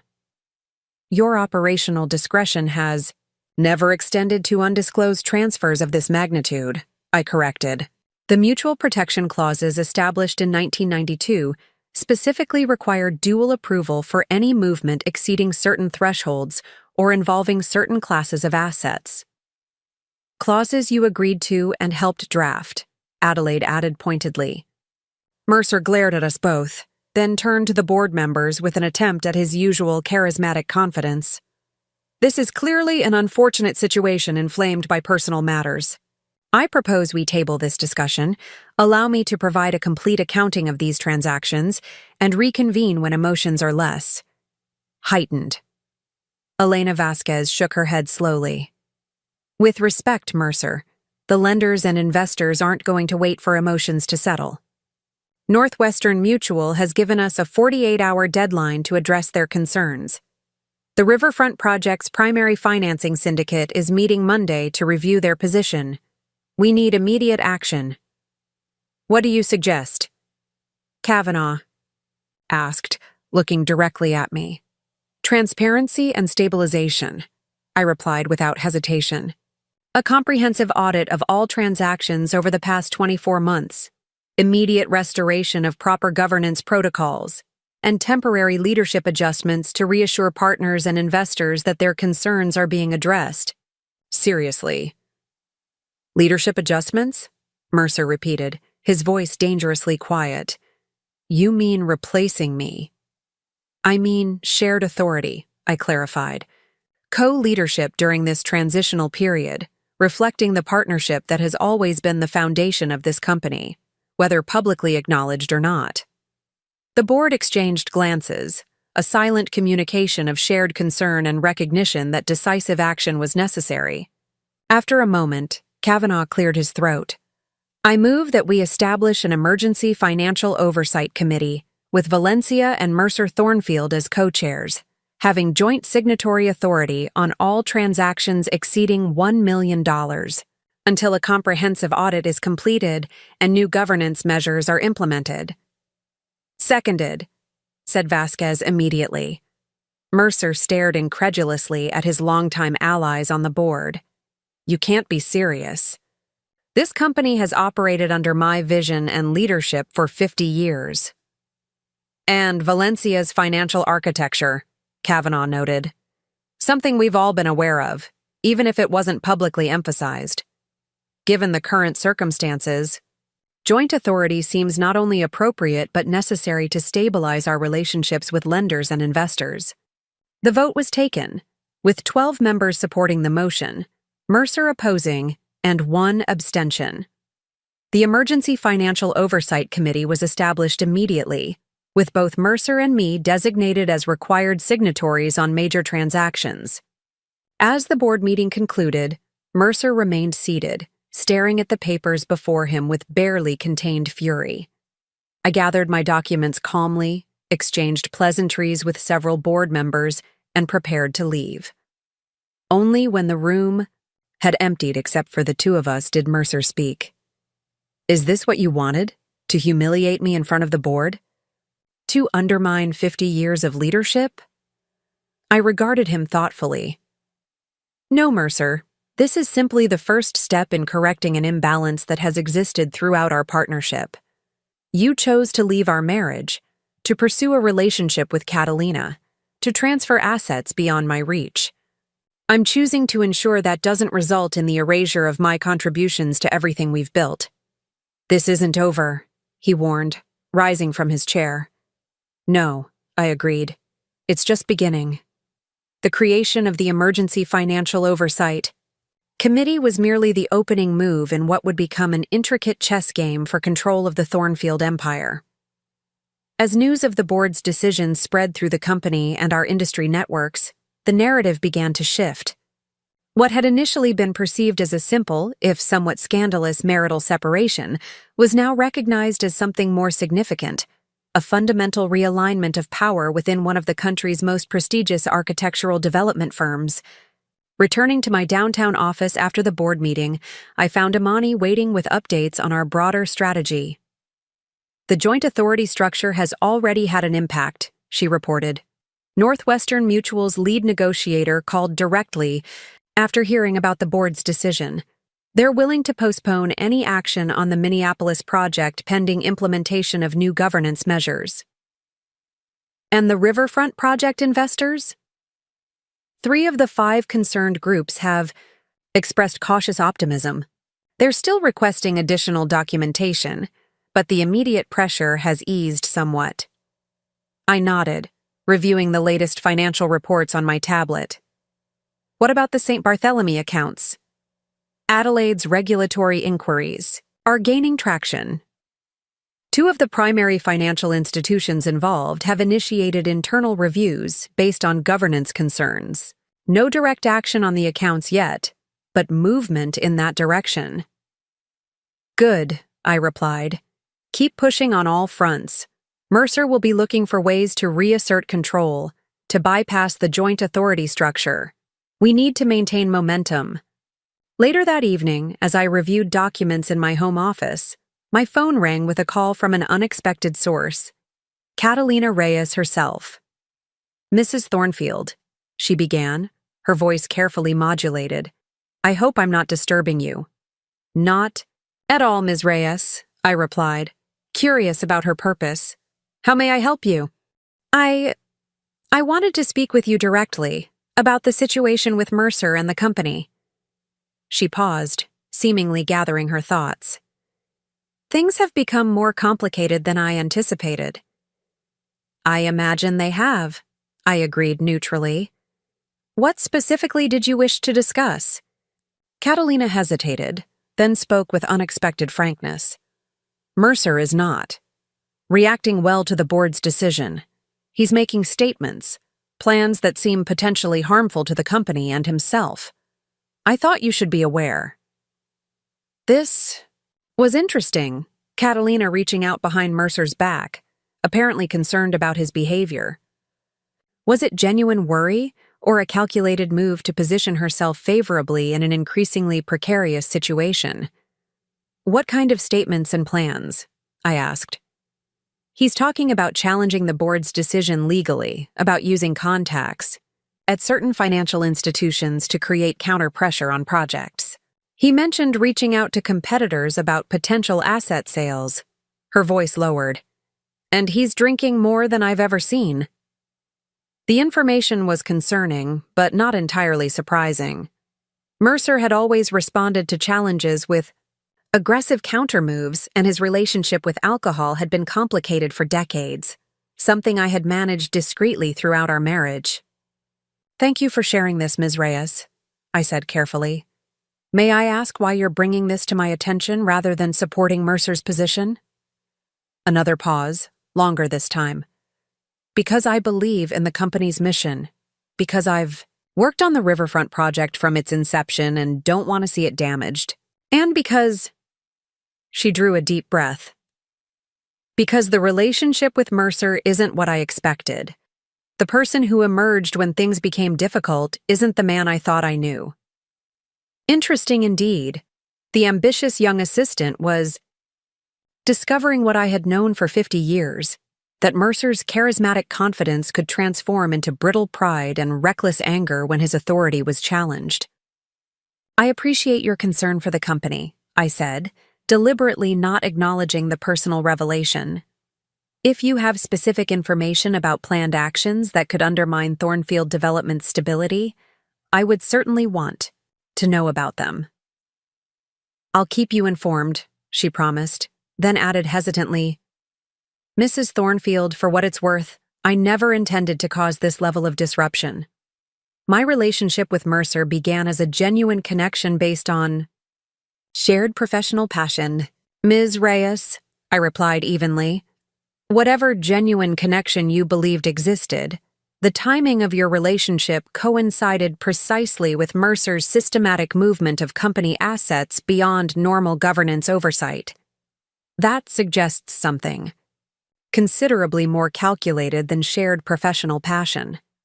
She didn't respond immediately, and when she did, her voice had cooled noticeably. I understand your perspective. I'll contact you if I become aware of specific plans that might harm the company. After we disconnected, I immediately called Adelaide to brief her on the conversation. You think she's being sincere? My daughter asked skeptically. I think she's recognizing that hitching her future to Mercer's star may have been a miscalculation, I replied. Whether her concern for the company is genuine or self-interested hardly matters. Her information could be valuable. Or deliberate misinformation, Adelaide cautioned. Father could be using her to mislead us about his intentions. Possible, I conceded, though I suspect Catalina is acting independently. The tone of disillusionment seemed authentic. Well, authentic or not, we should verify any information she provides before acting on it. The following morning brought confirmation of at least some of Catalina's warnings.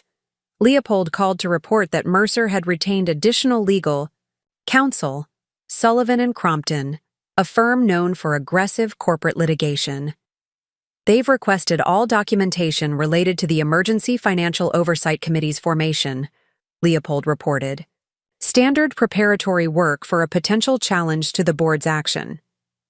As expected, I noted unsurprised, they won't find any procedural vulnerabilities. The board acted within its authority under the bylaws, with appropriate quorum and majority. Agreed, but they'll look for other angles. Conflicts of interest, disclosure issues, anything to undermine the committee's legitimacy, Leopold cautioned. And Sullivan and Crompton are known for scorched earth tactics. This could get messy. Let them try, I replied confidently. The documentation of Mercer's undisclosed transfers provides more than adequate justification for the board's action. Any challenge will only result in further exposure of those irregularities. Even as Mercer prepared his legal counteroffensive, I continued implementing our broader strategy for consolidating control of the Thornfield portfolio. Imani and her team were methodically approaching key investors in Thornfield properties, with premium buyout offers through seemingly unrelated investment groups. These investors, many of whom had been brought into Thornfield projects through my relationships and financial networks, were surprised but generally pleased by the attractive terms. By the end of the week, the investment fund had secured significant positions in 3 major Thornfield properties, including a controlling interest in the Westlake District redevelopment, Mercer's first major success and the foundation of our early empire. The transactions were structured through intermediaries to avoid immediate connection to me, providing leverage that would become evident only when needed. Meanwhile, Edison had begun activating his connections in medical research philanthropy and MA, area where he had established considerable influence through his cardiac innovation work. Several of these philanthropists were also significant investors in Thornfield's healthcare facility developments, a growing segment of our portfolio that included specialty clinics, research campuses, and wellness communities.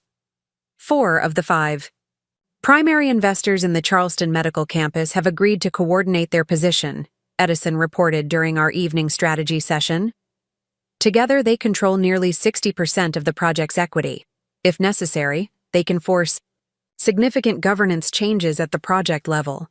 Adelaide had been equally effective in her domain, utilizing her international legal network to increase pressure on the St. Barthélemy financial institutions holding Mercer's transferred funds. The regulatory inquiries have accelerated, she explained, displaying a complex diagram of institutional relationships on the wall screen. 2 banks have implemented enhanced due diligence protocols specifically targeting fund transfers from U.S. real estate development entities. 1 has temporarily frozen transactions pending review. How is Mercer responding to these various pressure points? I asked Leopold, who had been monitoring the legal communications. Increasingly erratically, the attorney reported. Sullivan and Crompton have filed 3 separate demands for documentation in the past 48 hours, each with a different focus and argumentative approach. It suggests they're testing multiple strategies without a coherent plan. And operationally? I turned to Imani. He attempted to approve a $3 million transfer to the Minneapolis project yesterday without your countersignature. She confirmed. The financial controls we implemented blocked it automatically. The Treasury Department reported he was displeased. Displeased meaning? Edison prompted. Meaning he threatened to fire the entire Treasury team and reportedly threw his phone against the wall in the executive conference room. Imani elaborated with characteristic precision. I absorbed this information thoughtfully. Mercer's behavior was following a pattern I recognized from previous, though considerably less significant, challenges to his authority. Initial confident resistance, followed by aggressive countermeasures, deteriorating into emotional outbursts when those measures proved ineffective. The pattern typically culminated in either tactical retreat or impulsive, often self-damaging dramatic action. We need to prepare for both possibilities, I decided. If he retreats, he'll attempt to negotiate from a position of reduced leverage. If he chooses dramatic action, it will likely target what he perceives as the source of his current predicament, my role in the company. Adelaide nodded in agreement. We should accelerate securing control of key properties and projects. If he attempts something drastic, having majority positions in the most valuable assets would be our best protection. And we should consider a direct approach to the board, Edison suggested. Present a comprehensive plan for company leadership. Transition that addresses their concerns about stability while securing your rightful position. Both good suggestions, I agreed. Imani, prioritize acquisition efforts on the 10 most valuable properties in the portfolio. Adelaide, prepare regulatory escalation measures in case Mercer attempts to access the offshore funds despite the current reviews. Edison, develop the Healthcare Project Investor Coalition into a more formal alliance. Leopold, draft the leadership transition proposal for the board. As our team dispersed to implement these directives, I remained in my office, reviewing the latest financial reports from across the Thornfield empire. Despite the leadership turmoil, most projects continued to perform well, a testament to the solid operational structures I had built over decades. The immediate financial pressures we had created were targeted and strategic, designed to limit Mercer's options without damaging the underlying value of our developments. Just as I was preparing to leave for the evening, my phone buzzed with a text from Catalina. Emergency board meeting called for tomorrow morning. M claiming new evidence of financial irregularities, directed at you. So Mercer had chosen the dramatic action path rather than tactical retreat. I had anticipated this possibility, a desperate counter-accusation attempting to shift focus from his own financial misconduct What I hadn't expected was how quickly he would move. I immediately called Leopold, Adelaide, and Edison to brief them on this development. Within an hour, our team had assembled in my home office, reviewing possibilities and preparing our response. What kind of evidence could he possibly have? Adelaide wondered. Your financial management has been impeccable. He'll focus on the investment fund, I predicted. The separate structure, the strategic positions it's been acquiring in Thornfield Properties. He'll try to frame it as a conflict of interest or unauthorized competitive activity. Edison nodded in agreement. That makes sense.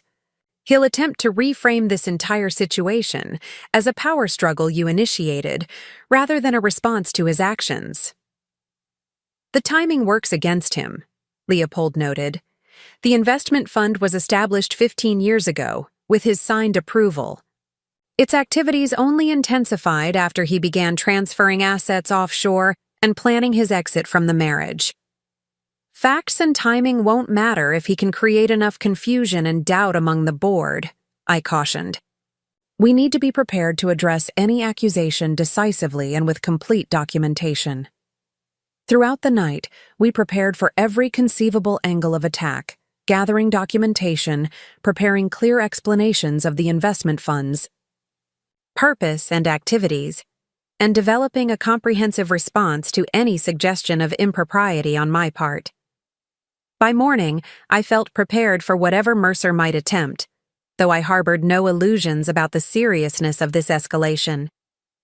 He was fighting not just for control of the company, but for his legacy, his public reputation, his self-image as the visionary creator of the Thornfield Empire. In challenging that narrative, I had struck at something more valuable to him than even the wealth at stake. As Adelaide and I entered the Thornfield Tower that morning, the atmosphere was noticeably tense. Employees watched us pass with barely concealed curiosity and concern. The executive floor was eerily silent, the usual bustle of activity subdued. The boardroom doors were closed when we arrived, though the meeting wasn't scheduled to begin for another 15 minutes. I could hear raised voices inside. Mercer and someone else engaged in heated discussion. Adelaide and I exchanged glances, silently debating whether to enter or wait. The decision was made for us when the doors suddenly swung open and Bertrand Kavanaugh emerged, his face grave. Valencia, Adelaide. Thank you for coming on such short notice. Of course, I replied calmly. I understand Mercer has raised some concerns he wishes to discuss with the board. Kavanaugh nodded, his expression troubled. He's made significant allegations regarding the Thornfield Community Investment Fund and its recent activities. Given the serious nature of these claims, we felt an immediate board review was necessary. I appreciate the board's diligence, I said, maintaining my composed demeanor. I'm fully prepared to address any questions regarding the investment fund's structure, purpose, and activities. Kavanaugh hesitated, then added in a lower voice, Valencia, I should warn you. Mercer is not himself today. He's agitated, confrontational. Whatever happens in there, please remember that many of us have worked with both of you for decades and value your respective contributions to this company. Thank you, Bertrand. I understand completely. As we entered the boardroom, all eyes turned to us. The board members were already seated, expressions ranging from concern to discomfort. Mercer stood at the head of the table, a position he had insisted on maintaining despite the joint authority structure now in place. Beside him was a thin, sharp-featured man I recognized as Winston Crompton, the most aggressive partner at Sullivan and Crompton. Ah, here she is, Mercer announced, his voice carrying a brittle edge I recognized from the rare occasions when he'd had too much to drink.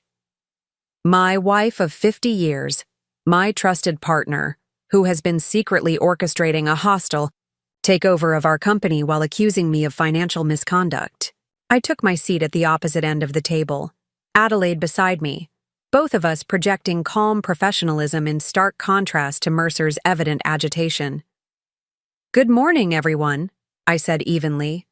I understand there are questions about the Thornfield Community Investment Fund that I'm happy to address. Questions? Mercer repeated incredulously. Valencia, your investment fund has been systematically acquiring positions in Thornfield Properties, pressuring our financial partners and undermining my leadership, all while you accused me of improper asset transfers. Winston Crompton slid folders to each board member. The documentation before you outlines a pattern of competitive and potentially hostile actions by the Thornfield Community Investment Fund, an entity controlled exclusively by Mrs. Thornfield, against the interests of Thornfield Development. I allowed a moment for the board members to open the folders and scan the first few pages, then responded with measured precision. The Thornfield Community Investment Fund was established 15 years ago, with full board knowledge and Mercer's signed approval, I began, nodding to Leopold, who distributed our own prepared documentation. Its charter explicitly includes supporting and investing in community development projects, including those adjacent to or complementary to Thornfield development initiatives. Elena Vasquez looked up from the competing documents, her expression thoughtful. The recent acquisitions of positions in Thornfield Properties, these go beyond adjacent or complementary investments. They appear designed to establish controlling interests. The timing of those acquisitions is critical context, Adelaide interjected smoothly. They began after documented unauthorized transfers of company assets to offshore accounts and coincided with Mr. Thornfield's separation from my mother after 50 years of marriage. So you admit this is about revenge for our separation? Mercer pounced, his voice rising. No, I replied calmly. This is about protection and preservation of assets that were at risk due to your undisclosed financial maneuvers. The investment. Fund's activities were a defensive response to your actions, not an aggressive initiative. Crompton leaned forward, his thin lips curved in what barely qualified as a smile. Mrs. Thornfield, are you suggesting that using a separate entity to acquire positions in company properties without board knowledge was an appropriate defensive response? I'm stating unequivocally that establishing protection against unauthorized asset transfers that the board has already acknowledged represented serious governance breaches, was not only appropriate but necessary, I replied, meeting his gaze steadily. The board has not made any final determination regarding those transfers, Crompton countered smoothly. The board established an emergency financial oversight committee specifically because of those transfers, Adelaide reminded everyone. That was an acknowledgement of serious concern, if not a final determination. Bertrand Kavanaugh cleared his throat, reclaiming control of the discussion. We seem to have a situation where both parties have taken actions outside normal governance channels, each claiming justification based on the other's conduct. This is precisely the kind of circular dispute that damages the company and serves no productive purpose. Murmurs of agreement came from several board members, relieved perhaps that someone had stated the obvious. What matters now, Kavanaugh continued, is how we move forward in a way that stabilizes the company, reassures our partners and investors, and preserves the value all of us, especially the Thornfields, have worked to create. This was the opening I had anticipated, the moment to present our comprehensive leadership transition plan. I nodded to Adelaide, who distributed the final set of documents we had prepared. The boardroom fell silent as the directors reviewed my leadership transition proposal. The document outlined a complete restructuring of Thornfield Development's executive team, with me assuming the role of executive chairwoman and Mercer transitioning to chief design visionary, preserving his creative influence while removing him from financial control. This isn't a transition plan. This is a coup, Winston Crompton said, his voice sharp with disdain. It's a recognition of reality, I countered calmly. For 50 years, Thornfield Development has operated on two pillars: Mercer's architectural vision and my financial architecture. The company's structure should reflect that dual foundation. Mercer slammed his hand on the table. This is outrageous. I built this company from nothing. My designs, my vision. Our vision, I corrected firmly. Our company, built with my financial strategies, my investor relationships, my risk management. The difference is that I've never demanded exclusive credit, while you've consistently positioned yourself as the sole creator of our success. After heated debate, the board voted to establish a 30-day evaluation period for the proposed restructuring. During that time, the Emergency Financial Oversight Committee would continue to exercise joint authority over major financial decisions. That evening, I received an urgent call from Bertrand Kavanaugh. Valencia, Mercer has reached out to Arcadia Partners about a potential sale of his interests in Thornfield Development. My blood ran cold. Arcadia was our most significant competitor, known for aggressive acquisitions and ruthless cost-cutting. A sale to them would undermine everything we'd built: our company culture, our community-focused development philosophy, our employee relationships. This is pure spite, Adelaide fumed when I shared the news. He'd rather destroy the company than see you lead it. Not destroy it, Edison corrected. Transform it into something unrecognizable. It's emotional blackmail. I needed a strategy to counter this existential threat.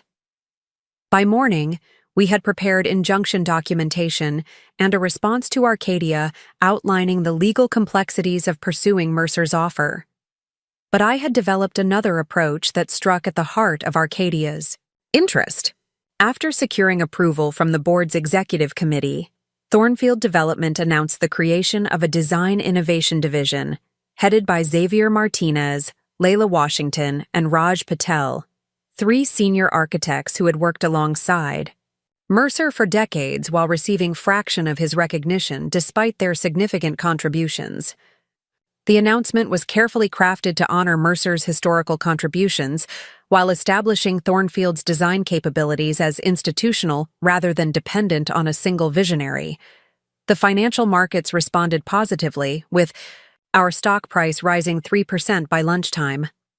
Harrison Wellington of Arcadia called Kavanaugh directly, inquiring about the timing of the announcement and its relationship to Mercer's overture. Learning that the board was fully aware of Mercer's Arcadia discussions and had taken preemptive action significantly cooled Wellington's interest. By afternoon, Arcadia was reconsidering the strategic fit of Mercer's offer, diplomatic language, for withdrawal. That evening, my security system announced an unexpected visitor, Mercer himself, alone. He looked exhausted as he entered, the confident magnate replaced by a tired man in his 70s. Valencia, he began without preamble. We need to talk. Directly, without lawyers or children or board members between us. I gestured to the sofa. I'm listening. He sank down, running a hand through his silver hair. The design innovation. Division was a clever move, preemptive and elegant. I'd expect nothing less from you. It wasn't merely tactical, I replied. Xavier, Layla, and Raj have deserved greater recognition for years. He nodded slowly. That's fair. They're talented. He paused. Arcadia has withdrawn their interest in my offer. Which brings me to the purpose of my visit. I want to discuss a different approach, one that might serve both our interests better than continued warfare. I raised an eyebrow, intrigued despite my wariness. I've had time to reflect, he continued. I still believe my contributions to Thornfield Development have been foundational. But I recognize that your financial architecture has been equally essential, if less publicly acknowledged. This qualified acknowledgement, while incomplete, represented the first crack in Mercer's narrative of sole creatorship. Rather than Chief Design Visionary, a title that frankly sounds like a consolation prize, I would propose Co-Executive Chairman, with clear division of responsibilities. You would oversee financial strategy, investor relations, and operational governance. I would maintain authority over design direction, client relationships, and brand positioning. It was a significant shift from his previous stance. offering genuine shared leadership rather than merely symbolic recognition of my contributions. And the St. Barthélemy accounts? I asked directly. The $65 million transferred without proper authorization? His expression tightened. Those funds would be repatriated to the company with appropriate governance oversight. A necessary gesture of good faith, I recognize. And Catalina's position? A flash of discomfort crossed his features. Catalina's professional capabilities remain valuable to the company. Her personal relationship with me is a separate matter. I studied him carefully. Why now, Mercer? What's changed since you walked out our door with your Burberry luggage while Catalina waited in the Tesla? He flinched slightly. Several things have changed. The board's response to your leadership proposal was more favorable than I anticipated. The Design Innovation Initiative demonstrated institutional capability beyond my personal contribution. And he hesitated. Certain personal realizations have occurred. Personal realizations, I repeated neutrally. Would these have anything to do with Catalina's increasing disillusionment with your behavior since returning from St. Barthélemy? His head snapped up in surprise. You've spoken with Catalina. She's reached out several times, I confirmed. Initially to express concern about your potentially self-destructive actions. More recently to share information about your Arcadia overture. Mercer's expression cycled through shock, anger, and finally resignation. Yes, Catalina and I have experienced what might diplomatically be called adjustment difficulties since returning. The relationship has proven more complex in the context of real-world pressures. Translation: the romance was already faltering, adding to his motivation for seeking resolution. This context was valuable for assessing the sustainability of any agreement we might reach. I'm open to discussing a negotiated leadership structure, I said carefully. However, any such arrangement must include complete financial transparency, full repatriation of transferred assets, and genuine shared authority, not merely the appearance of partnership with hidden power imbalances. Over the next 2 weeks, Leopold worked directly with Mercer's attorneys to draft a comprehensive leadership agreement. The resulting framework preserved the executive chairwoman position for me while creating a parallel creative chairman role for Mercer, with clearly defined authorities and joint approval requirements for strategic decisions. Most importantly, the agreement included mandatory repatriation of all offshore funds, comprehensive financial transparency protocols, and formal acknowledgement of our respective contributions to building the Thornfield empire. When we met again, to review the final draft, Mercer seemed different, contemplative rather than defensive. These past weeks have been educational, he said finally. Seeing the company through others' eyes has clarified certain realities I had perhaps chosen not to examine too closely over the years. What realities? I prompted. That my architectural vision, while genuinely valuable, was never sufficient on its own. That the financial architecture you created was not merely supportive, but foundational. That the empire we built truly was a partnership, even if I claimed disproportionate credit. He met my gaze directly. I owe you an acknowledgement of that reality, and an apology for failing to recognize it properly throughout our 50 years together. The admission was unexpected, almost disorienting in its sincerity. For decades, I had been content to stand in Mercer's shadow. But hearing him finally acknowledge the truth of our partnership affected me more deeply than I had anticipated. Thank you, I said simply. That recognition matters. And Catalina? I asked, still relevant to assessing our new arrangement's stability. Catalina has accepted a position in Chicago, he replied. She'll be leaving Thornfield at the end of the month. Our personal relationship has concluded. So the romance that had ended our 50-year marriage had itself ended within weeks. I felt no vindication, only sadness for the unnecessary disruption to so many lives. I hope she finds fulfillment in her new role, I said neutrally. Mercer studied me with a hint of wonder. Your composure remains remarkable, Valencia. Even now you can speak generously about the woman I left you for after 50 years of marriage. Catalina was a catalyst, not the cause, I replied. Our marriage had fundamental imbalances long before she entered the picture. Perhaps this outcome was inevitable once I decided to stop accepting those imbalances. The board unanimously approved our leadership framework the following day. The press waited outside Thornfield Tower after the announcement. For the first time in 50 years, I stood beside rather than behind Mercer at a company milestone, my contribution acknowledged explicitly. Thornfield development has always rested on two foundational pillars, Mercer told the journalists. My architectural vision and Valencia's financial architecture. Today, our leadership structure finally reflects that reality. A reporter directed her question to me. Mrs. Thornfield, after 50 years largely out of the public eye, how does it feel to step into this more visible leadership role? I've never sought public recognition, I replied. But proper acknowledgement of contributions matters, not just for me personally, but for the next generation of financial architects who deserve to see their work valued equally alongside creative design. Another journalist raised the inevitable question.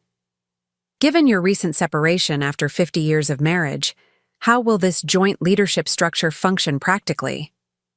Professional partnership doesn't require personal intimacy, I answered.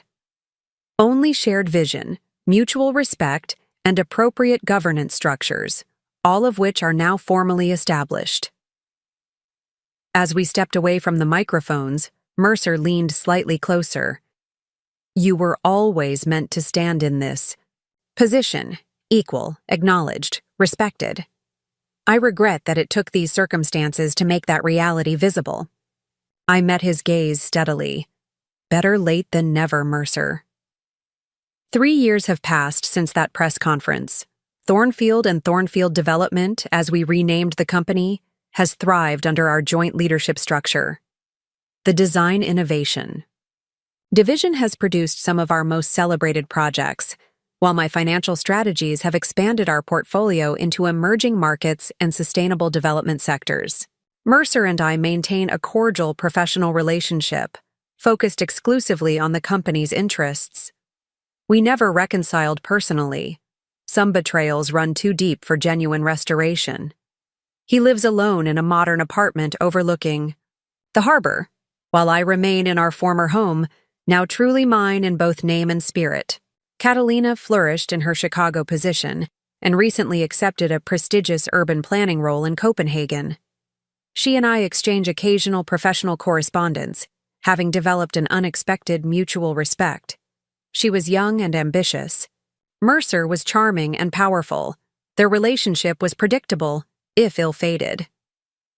The property portfolio I reclaimed now encompasses over 200 developments across 3 continents, valued at nearly $3 billion. My name appears beside Mercer's on every building, every report, every award, the financial architect finally acknowledged alongside the design visionary. Sometimes I'm asked if I regret the end of my marriage, if 50 years of shared history deserved a different conclusion. My answer is always the same. I don't regret the marriage ending.